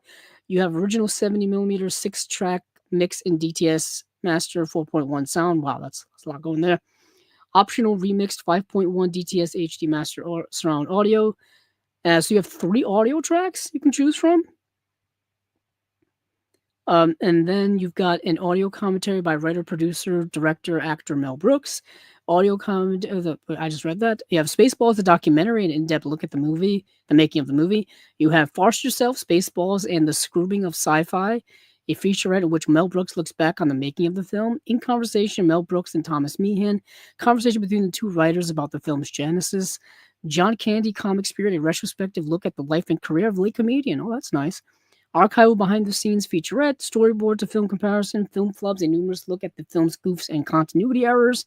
Watch Spaceballs in ludicrous speed, Moggies and Dinkies, alien soundtrack extracts, exhibitor trailer with introduction by Mel Brooks, theatrical trailer and teaser trailer, Spaceballs behind the movie photos, the costume gallery, the art gallery, image gallery, reversible sleeve featuring 2 choices of original artwork, double-sided fold-out poster, and 4 postcard size art cards. Now, let me do what I typically do and take a look at the Kino release of Spaceballs because I'm curious if we get all of the special features or if they are different.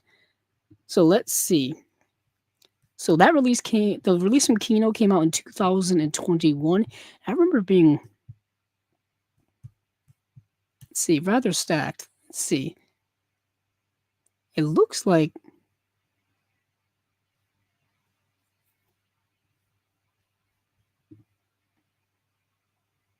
it has all the same special features.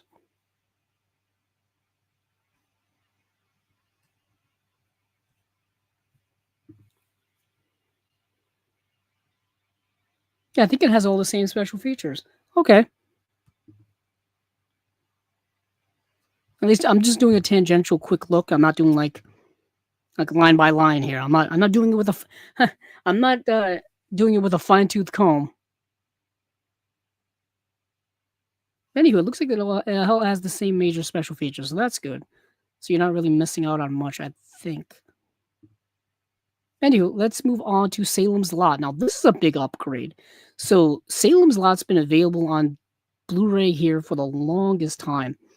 I see this every single year at every single Halloween horror sale in every single store and online. It's seemingly available all the time. So the Blu-ray came out in 2016, and from what I understand, it looks fine. It came out from Warner Brothers, and the only thing on there is that I think the only special feature is that it has an audio commentary by Toby Hooper, who directed it. So let's see. So this is the like I said, the Stephen King TV miniseries adaptation of Salem's Lot. It's one of the earlier Stephen King novels. Like I said, it's the second adaptation of a Stephen King work. I read the book in 2019, so I read it about 6 years ago or so. And yeah, it's good. It's a classic. It's a classic Stephen King work. I think if you're getting into Stephen King, I would say read Carrie first, and then maybe Salem's Lot right after that. That's how I did it. But Toby Hooper directed this, and like I said, it's a TV miniseries from the late '70s. Don't go into it expecting a lot. It's not like TV miniseries now. It's not like TV movies now. It's not like TV series now. It's not TV back in the '70s. A lot different in terms of budget and production, quality of actors, quality of writing. Massively different world. Massively different world. So this movie is kind of fascinating from, I think, a historical perspective in that regard for me. But this centers around the character of Ben Mears, who is an author who basically goes back to his hometown of Salem's Lot, or as the book calls it, Jerusalem's Lot. Obviously, the shorter version is Salem's Lot, but he's become like a famous author, and he goes back to his small hometown in you guessed it, Maine, and he he's fascinated about this house, the Marston house, because something traumatic happened there when he was a kid, and he believes it's haunted, and he wants to write a book about this haunted house essentially. But he gets to this town, and somebody's already bought it and is presumably living there. But there's something mysterious about this person. His name is what's his name? Count Barlow or Kurt Barlow? That's his name. I think it's Kurt Barlow. And it's this super mysterious character who's opening up this antique shop in town. He's got this assistant called Richard Straker, who's portrayed by James Mason of all people in the movie. And and there's just a lot of mystery going around. And what keeps happening is people end up dying in kind of mysterious ways in this small town, and it gets more suspicious and more suspicious. Like, like, like random deaths keep happening, and all of the bodies keep coming back with the same type of issues and wounds and things like that. So, and needless to say, he starts investigating it. He and a local doctor start investigating it, and all this kind of stuff. Lo and behold, it's vampirism that's going on here, and there's this person who has moved into this Marston house, Mr. Barlow, is a vampire, and he is feeding on people on the town. Not only is he feeding on people, they're turning others into vampires as well. He's creating a vampire army, people. We got to do something about this. Anywho, that's the movie. The vampire notoriously is only in this movie for 90 seconds, and the miniseries is combined is about 3 hours long. So 90 seconds into 3 hours, you don't get a lot of the villain in here. So it's mostly atmosphere, build up, creepiness early. Needless to say, they didn't have a lot to utilize in terms of special effects back in the late '70s.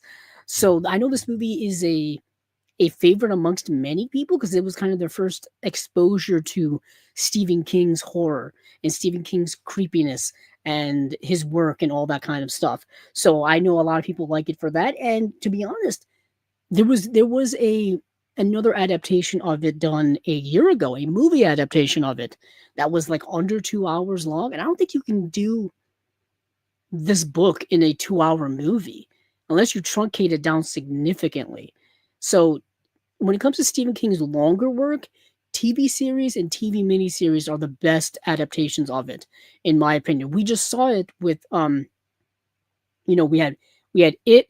Well, it was another one that was originally a TV miniseries in the '90s, and then we ended up getting 2 movies to adapt the book It recently, and then we have It Welcome to Derry, which is kind of a spin-off of the movies. But needless to say, I'm trying to say that Stephen King's work and Stephen King's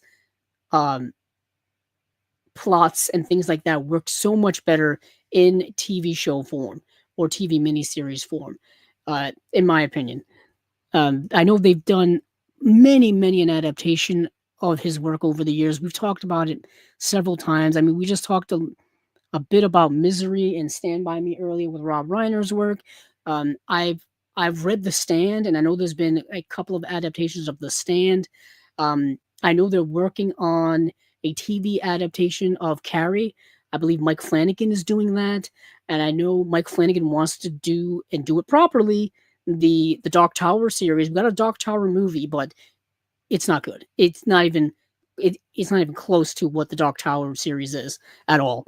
But anywho, back to the task at hand. There this this edition of Salem's Lot is coming out in 4K. There's the new 4K restoration of both the original two-part miniseries and the shorter theatrical cut distributed internationally. It's presented in Dolby Vision and HDR presentations of both cuts. And then disc one is the original TV miniseries version. It's two viewing modes: play as a miniseries in two parts, as per the original broadcast, or as an extended movie. That's the way I watched it, just one long movie. There's a brand new audio commentary by film critics Bill Ackerman and Amanda Reyes, archive audio commentary by director Toby Hooper, alternate TV footage, commercial bumpers, and original broadcast version of the Antlers Death.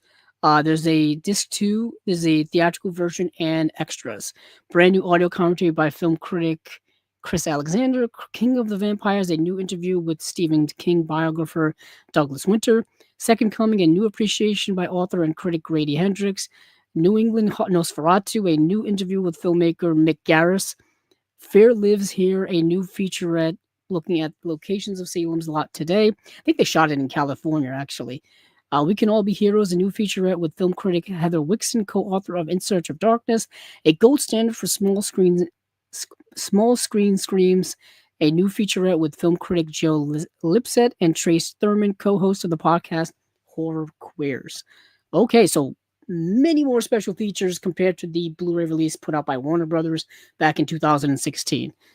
So this is coming out March 31st in the US and Canada and March 30th in the UK. Then we have the movie The Birthday on 4K. Now, this is a weird movie. This is a weird, crazy movie starring Corey Feldman. You can stream this movie now on Shudder if you have the Shudder streaming service, the all horror streaming service.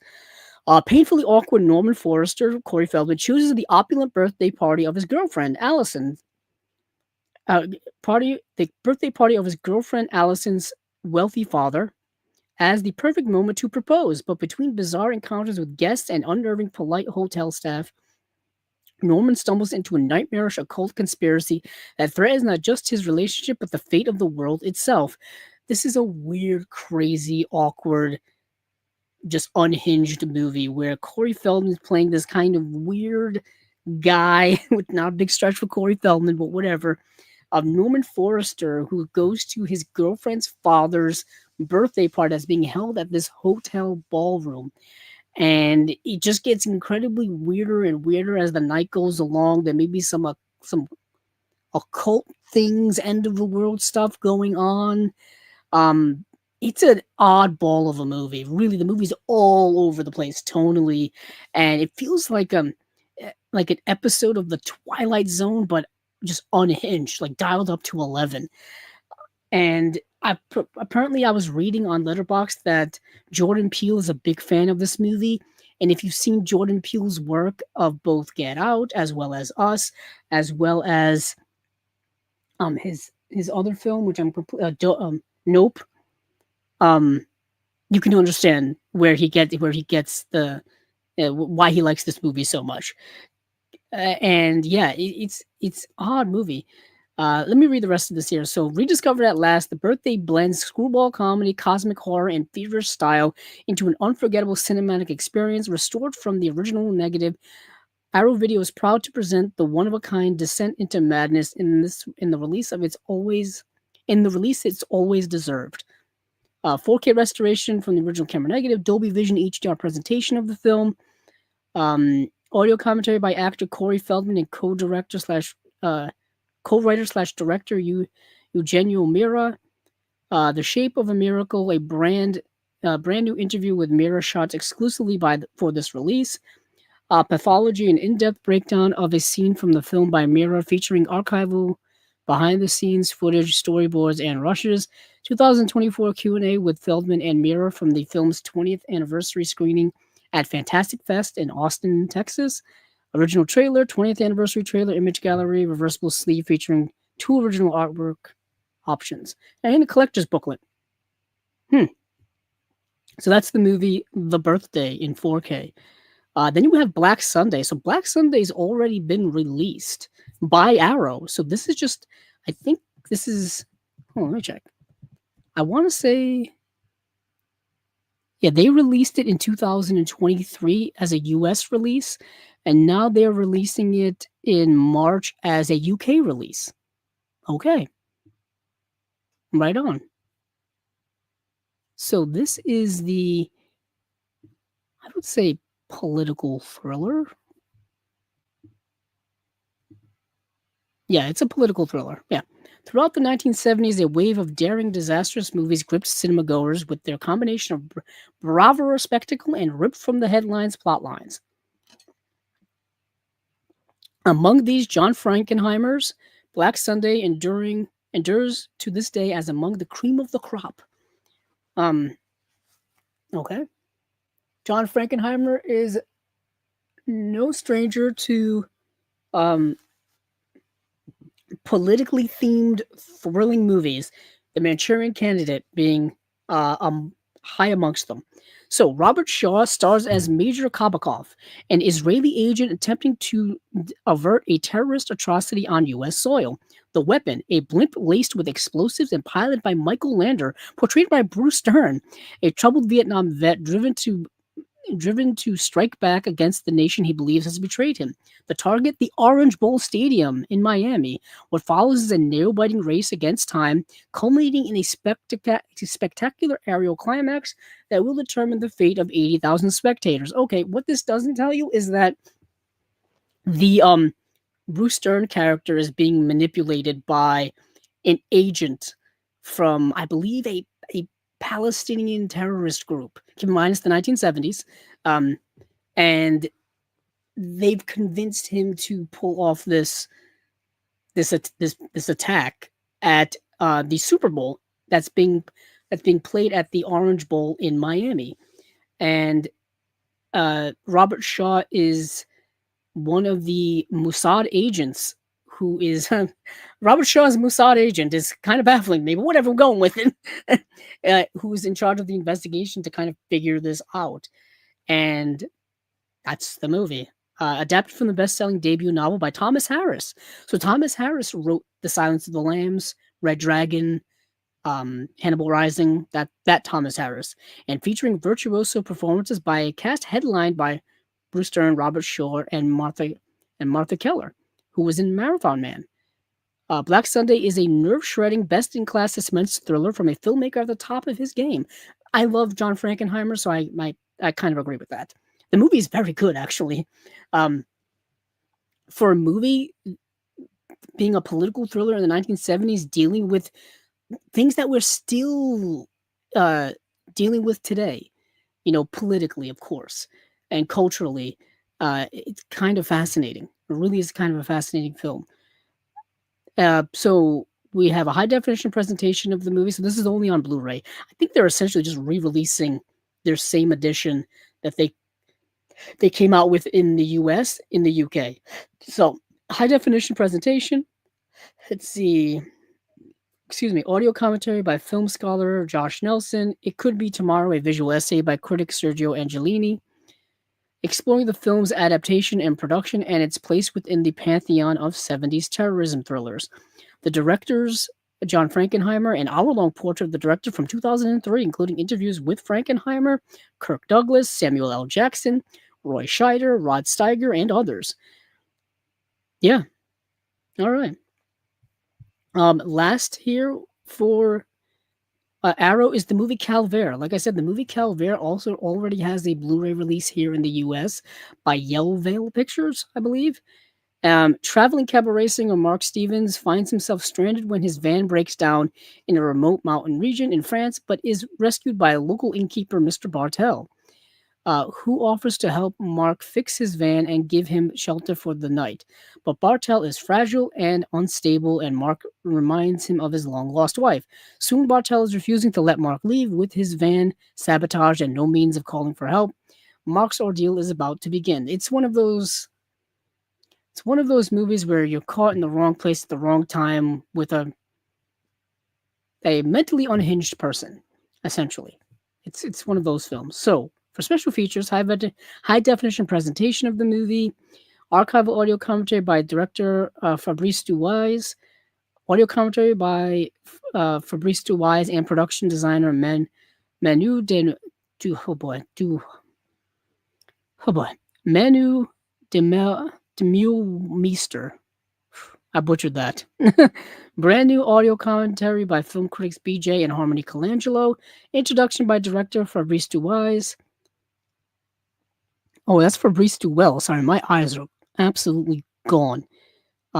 Staring at a screen for this long is not good for my eyes. Let's see. 2005 and 2023 archive interview with Fabrice Duwells. The Feminine Mystique of Calvaire, a brand new appreciation by film scholar Willow Caitlin McClay. Auteur de Calvaire, an archive making a featurette previously unreleased in English-speaking territories. Okay.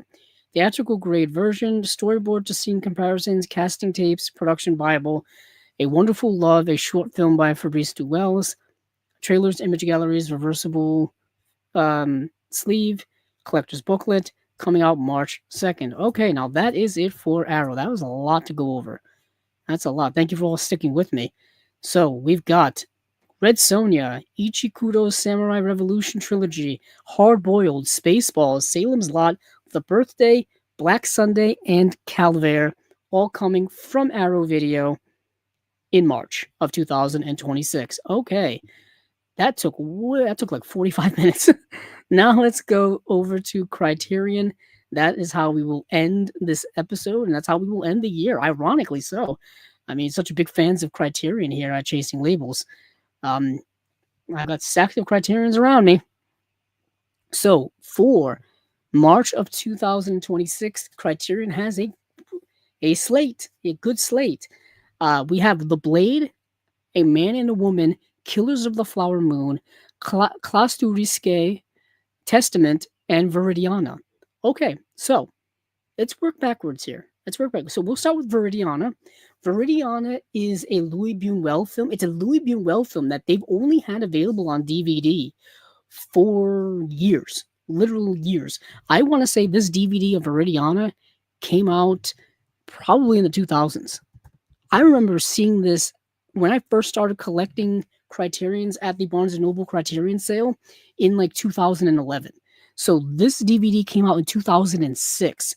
So from 2006 until March of 2026, 20 years, it's only been available from Criterion on DVD. Now, this has been available from Radiance. I'm pointing over in the Radiance section, for those of you wondering what I'm pointing at, in their Louis Buñuel box set that they put out.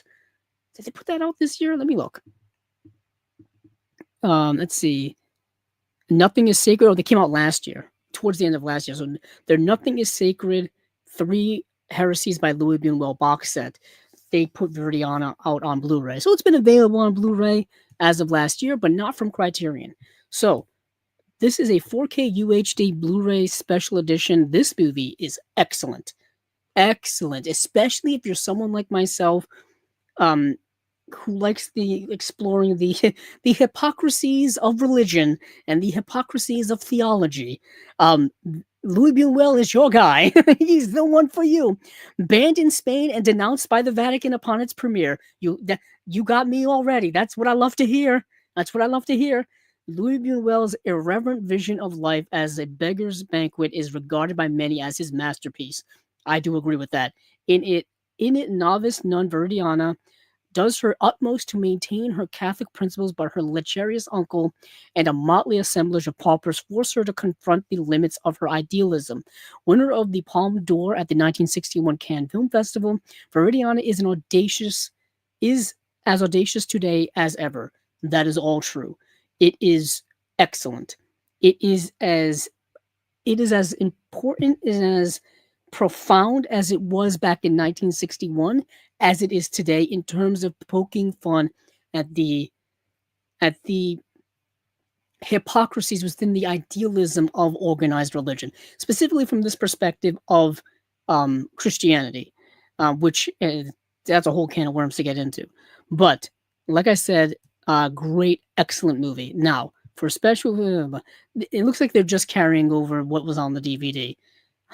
Breaks my absolute heart here. So let's see, new 4K digital restoration with uncompressed binaural soundtrack, one 4K UHD disc of the film, and one Blu-ray with the film and special features. Interview with actor Sylvia Pinal and film scholar Richard Porton. Excerpt from a 1964 episode of Cinéaste de Notre Temps on director Louis Buñuel's early release. Now let me go get my DVD because I'm pretty sure it's just the same stuff, which is kind of heartbreaking.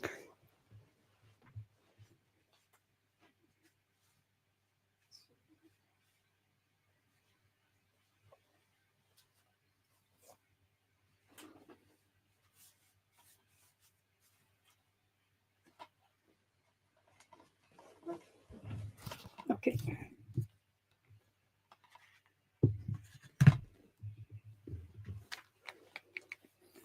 Put this back on, put my headphones back on. So here is the old DVD that I've had for many, many a year here. They're using the same exact cover art that they've used for the DVD. And it looks like excerpts from a 1964 episode of Cinéaste de Notre Temps on Louis Buñuel's early career, new video interview with actress Sylvia Pinal and author Richard Porton. So it's the same exact features from 2006. Okay. I wish there was other stuff, but as you can see here, the old DVD, I might as well open it up. We got time. Here's the DVD. Here's the booklet. Nice booklet. I'm hoping they... Actually, let me check. I'm assuming they're going to keep the booklet. Let's see. It says, plus an essay by film critic Michael Wood and an interview with Louis Buñuel. Let me see if that's in here. Let's see. Yep. The Human Colony by Michael Wood and Buñuel interview The Return to Spain. Those are both in this booklet here, and then that will be brought over to the 4K UHD / Blu-ray release. Okay. Now, let me take a quick gander over at Radiance. We got time. I got all the time in the world. I'm in a time machine. Let's see. Let me go over to Radiance's website.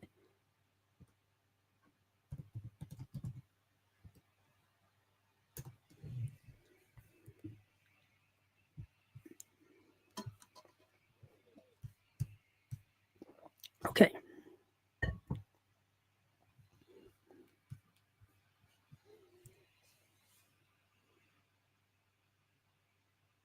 I'm just looking at the special features. Yeah, so I'm gonna eventually get this box set. This is the Nothing is Sacred 3 Heresies by Louis Buñuel box set from Radiance, and it does have like significantly more special features. But it's mostly, obviously there's 3 films in that set, so it's going to be a mix in terms of like what movies they're talking about. But obviously Viridiana will come up. There's an audio commentary on Viridiana by film critic Michael Brook. That's specifically for Viridiana, and then there's a lot of other things just about Louis Buñuel and his career and his life and stuff like that. So if you already have that Radiant set, I think you're pretty well off. But if you're a Criterion completist, you may want to get the Criterion as well. But it's not something I'm going to jump out at and get right away. So let's move on from Viridiana. Let's move on to Testament. Okay, since we're working backwards. So Testament is a movie that has already come out on Blu-ray, actually, because I remember watching it. I remember talking about it here. And this is the movie with, let's see, where are you? It's got an alternate title.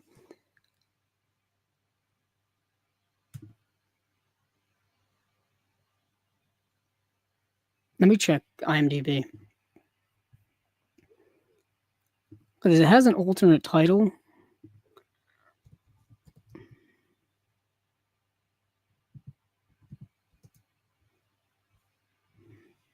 So 1983.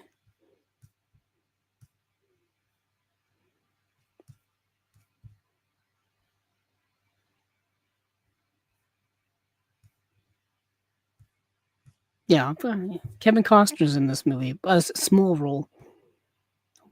Why am I forgetting? Maybe I'm losing my mind. I thought it had an alternate title. I can't find it.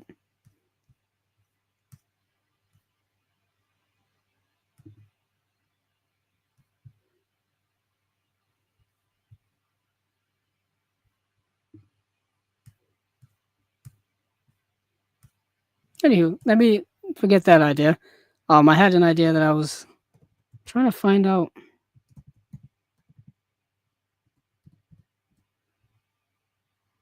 I guess not. Okay, so there was another Blu-ray release.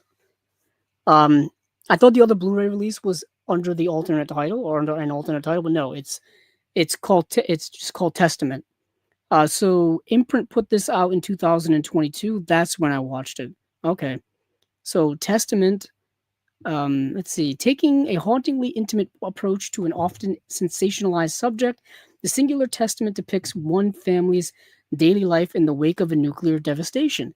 After an atomic attack near her small California town, Carol Weatherly, Jane Alexander, in a fearlessly vulnerable Oscar-nominated performance, must find the strength to care for her three children as the family contend with radiation sickness and the realization that their close-knit community will never be the same.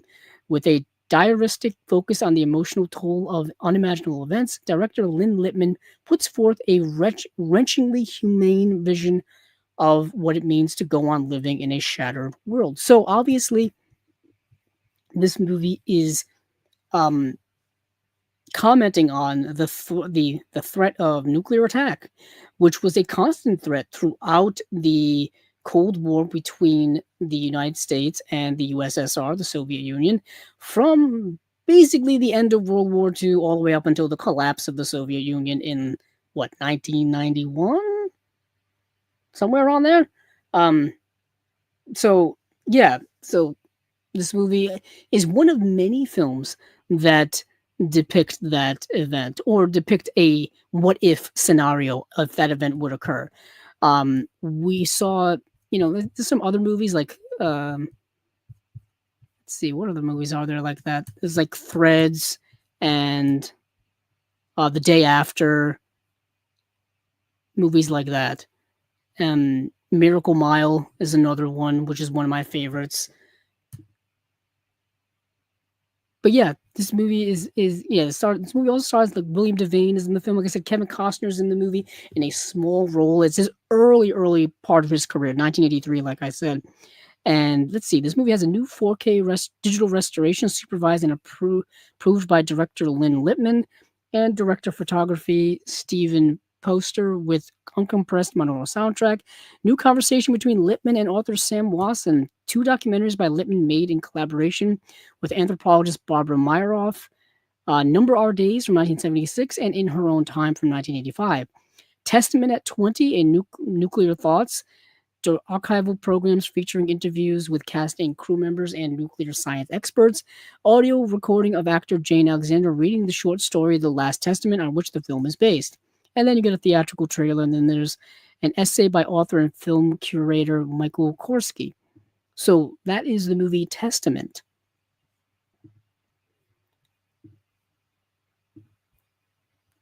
And then we have when's that coming out? So we've got Viridiana is coming out March 10th, and Testament is coming out March 17th. Now, also on March 17th, you have Classe, tous risques. Classe, tous risques is a movie. I'll read it here. It's also the English translation is The Big Risk. That's the English title. After hiding out in Milan for nearly a decade, fugitive gangland chief Abel Davos, Lino Ventura, sneaks back to Paris with his children despite a death sentence hanging over his head.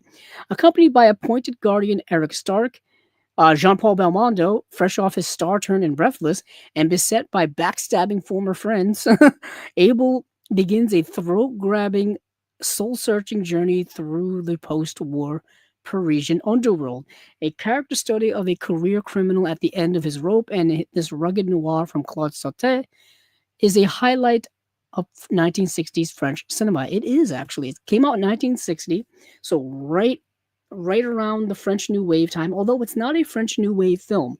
It's more of a traditional French film of the time, but it is very good. Very good film.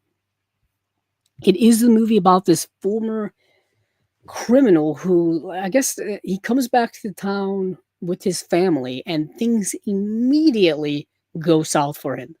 And he's essentially has to hide out from the law for the rest of the movie. And that's yeah, that's it. And it's really, really good. I really liked it a lot.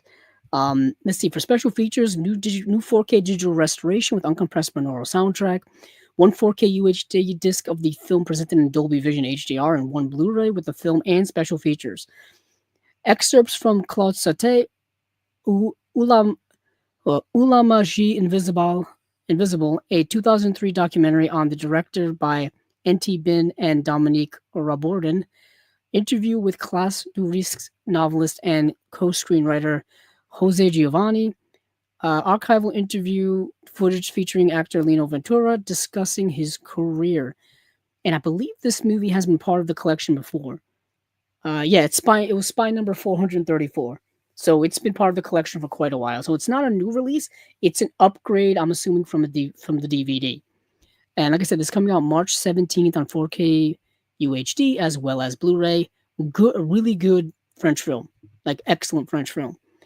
So we're moving on from there. I'm going to save the big one for last. That would be, for me personally, that is Killers of the Flower Moon. Killers of the Flower Moon, the fact that it's finally getting a release is a goddamn miracle. So we'll talk about A Man and a Woman, because A Man and a Woman is an incredible artistic film. So, Claude Lelouch's Academy Award-winning international sensation is a paragon of swooning cinematic romanticism and 1960s chic. Against the rain-swept backdrop of the Normandy coast, two widowed single parents, race car driver Jean-Louis, who is Jean-Louis Trintignant, and film script supervisor Anne, who is Anouk Ami, or Amie, and find themselves falling for each other, but are they ready to move on from the shadows of their former lovers? Reveling in its star's chemistry unfolding as a sublime swirl of shifting film stocks, swirling camera work, and time and space collapsing editing, all set to Francis Lay's unforgettable score, A Man and a Woman endures as one of the most intoxicating love stories ever told. So that's selling it a little bit hard, but I get it. It is a beautiful artistic piece of filmmaking that is at its heart a love story. At its heart, it is a relationship about these two people who share something in common. They are both widows. You know, one is a widow, one is a widower, as the saying goes, and they both have young children who are the same, I believe, the same age, and both of their significant others, previous significant others, uh, died rather tragically, and they come together and they have this kind of, I guess you could say, whirlwind romance, this connection with one another, obviously from those perspectives, but just in general love, general connection, human to human connection. But the question is, as the movie says, are both of these people ready to move on with their lives? Are they ready to, you know, pursue other romances? Or are they still hung up? I'd say hung up, that's such a negative term, but are they still attached to their previous significant others who are, of course, now gone? And that's a different situation than a divorce or a breakup. You know, death is different because you have grief involved in that. And so, are these two still in the grieving process, and are they able to move on from that process, or at least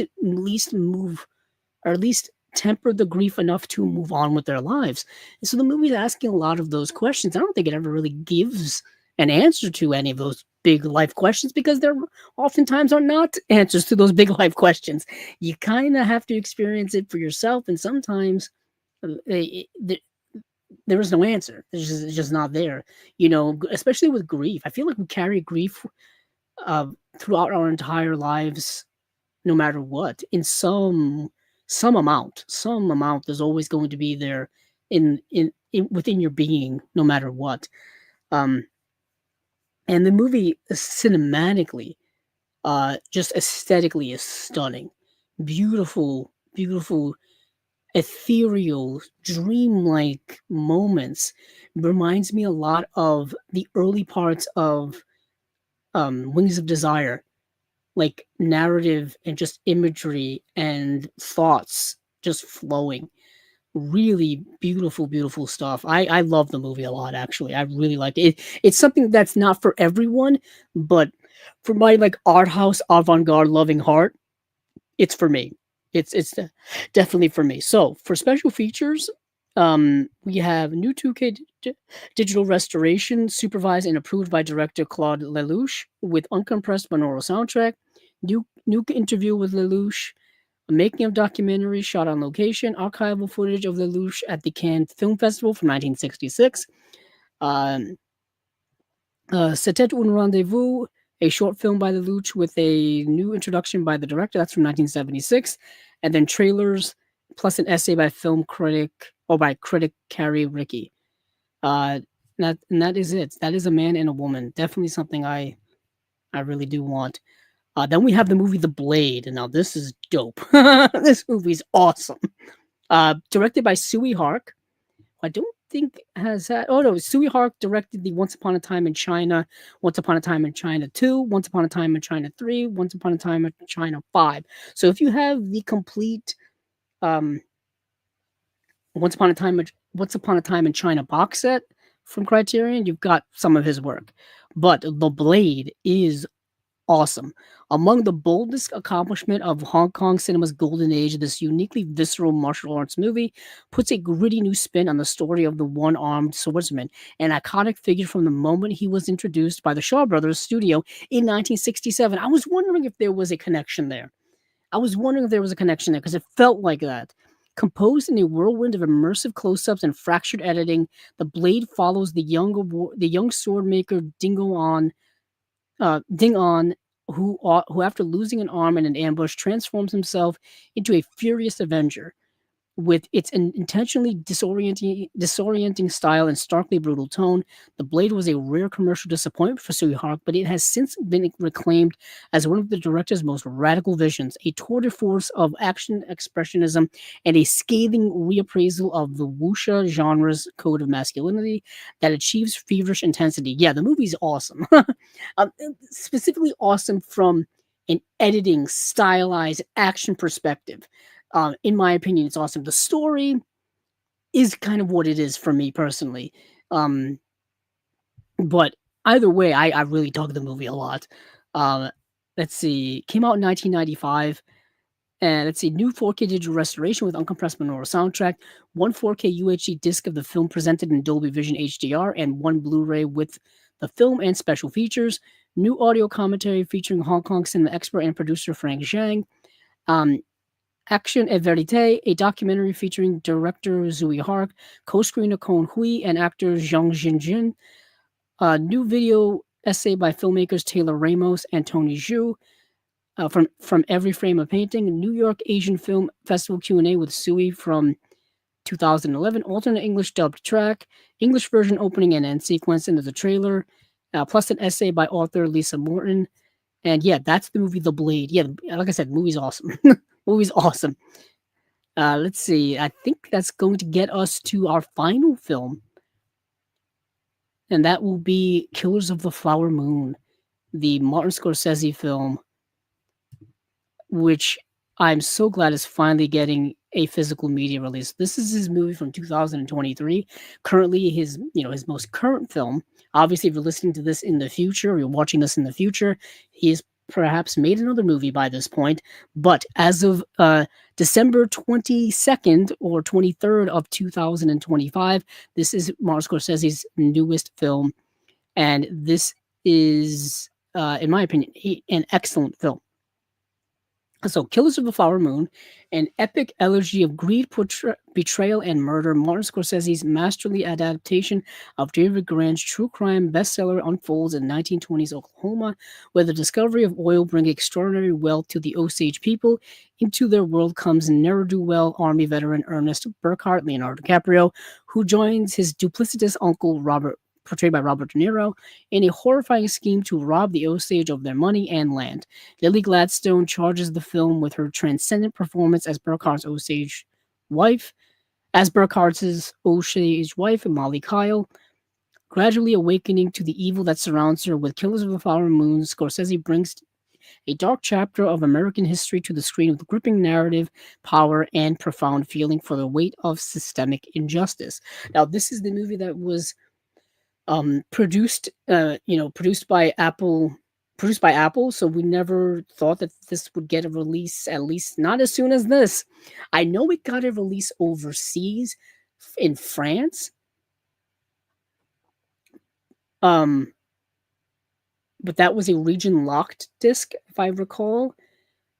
And this will be the region A premiere on disc. Now, the reason why we didn't think it would get a release here anytime soon is because Apple notoriously doesn't put their movies on physical media. They really don't. Not, I'm thinking, at least not their movies. I mean, F1. I say that, and F1. Where do I have it? Thought I had it next to. Oh, I don't know where I put it. I actually think it's behind me. Yeah. So F1, the movie, is a co-production between Apple and Warner Brothers.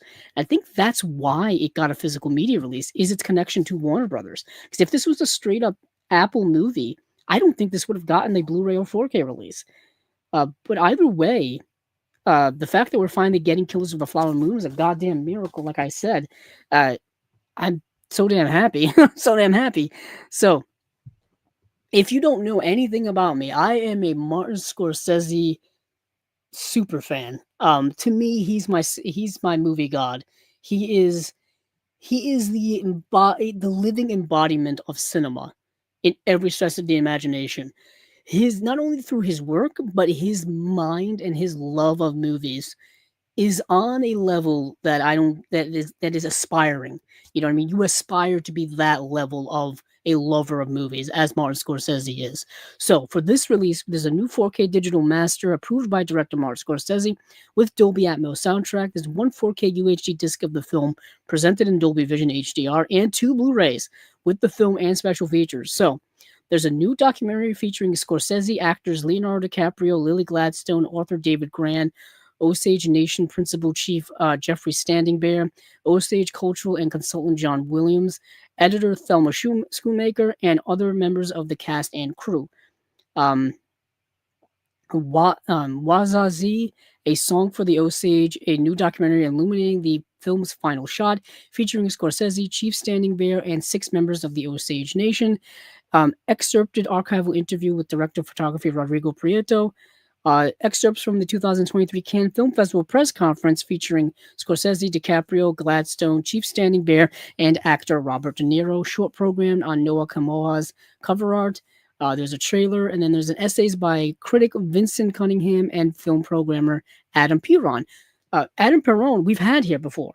We've had him on Chasing Labels before. So that's really cool. That's a nice little Chasing Labels connection to a Martin Scorsese Criterion release. Nice. So that is it for Criterion for March. Like I said, obviously the big old headliner there for Martin Scorsese lovers like myself is Killers of the Flower Moon finally getting a physical media release. You have The Blade, you have A Man and a Woman, you have Classe, tous, risques, and you have Viridiana. Killers of the Flower Moon is coming out March 24th, and The Blade is coming out March 31st, and A Man and a Woman is coming out March 31st as well. So that is it, I believe, for Chasing Labels episode or spine number 180. For those of you who have joined me here tonight live, thank you all for joining me here. For those of you watching the rewatch here on the YouTube channel for Chasing Labels, thank you as well. Those of you just listening on audio, the audio can be found not only here on YouTube, but the audio can be found on like Apple Podcasts and Google and Spotify, places like that. Also, things that are going on here on Chasing Labels. We have the Unwatched Pile coming up on, I believe, Tuesday the 30th will be our Unwatched Pile episode. We just had an episode of Movies Down Memory Lane where we talked about the Richard Curtis film About Time.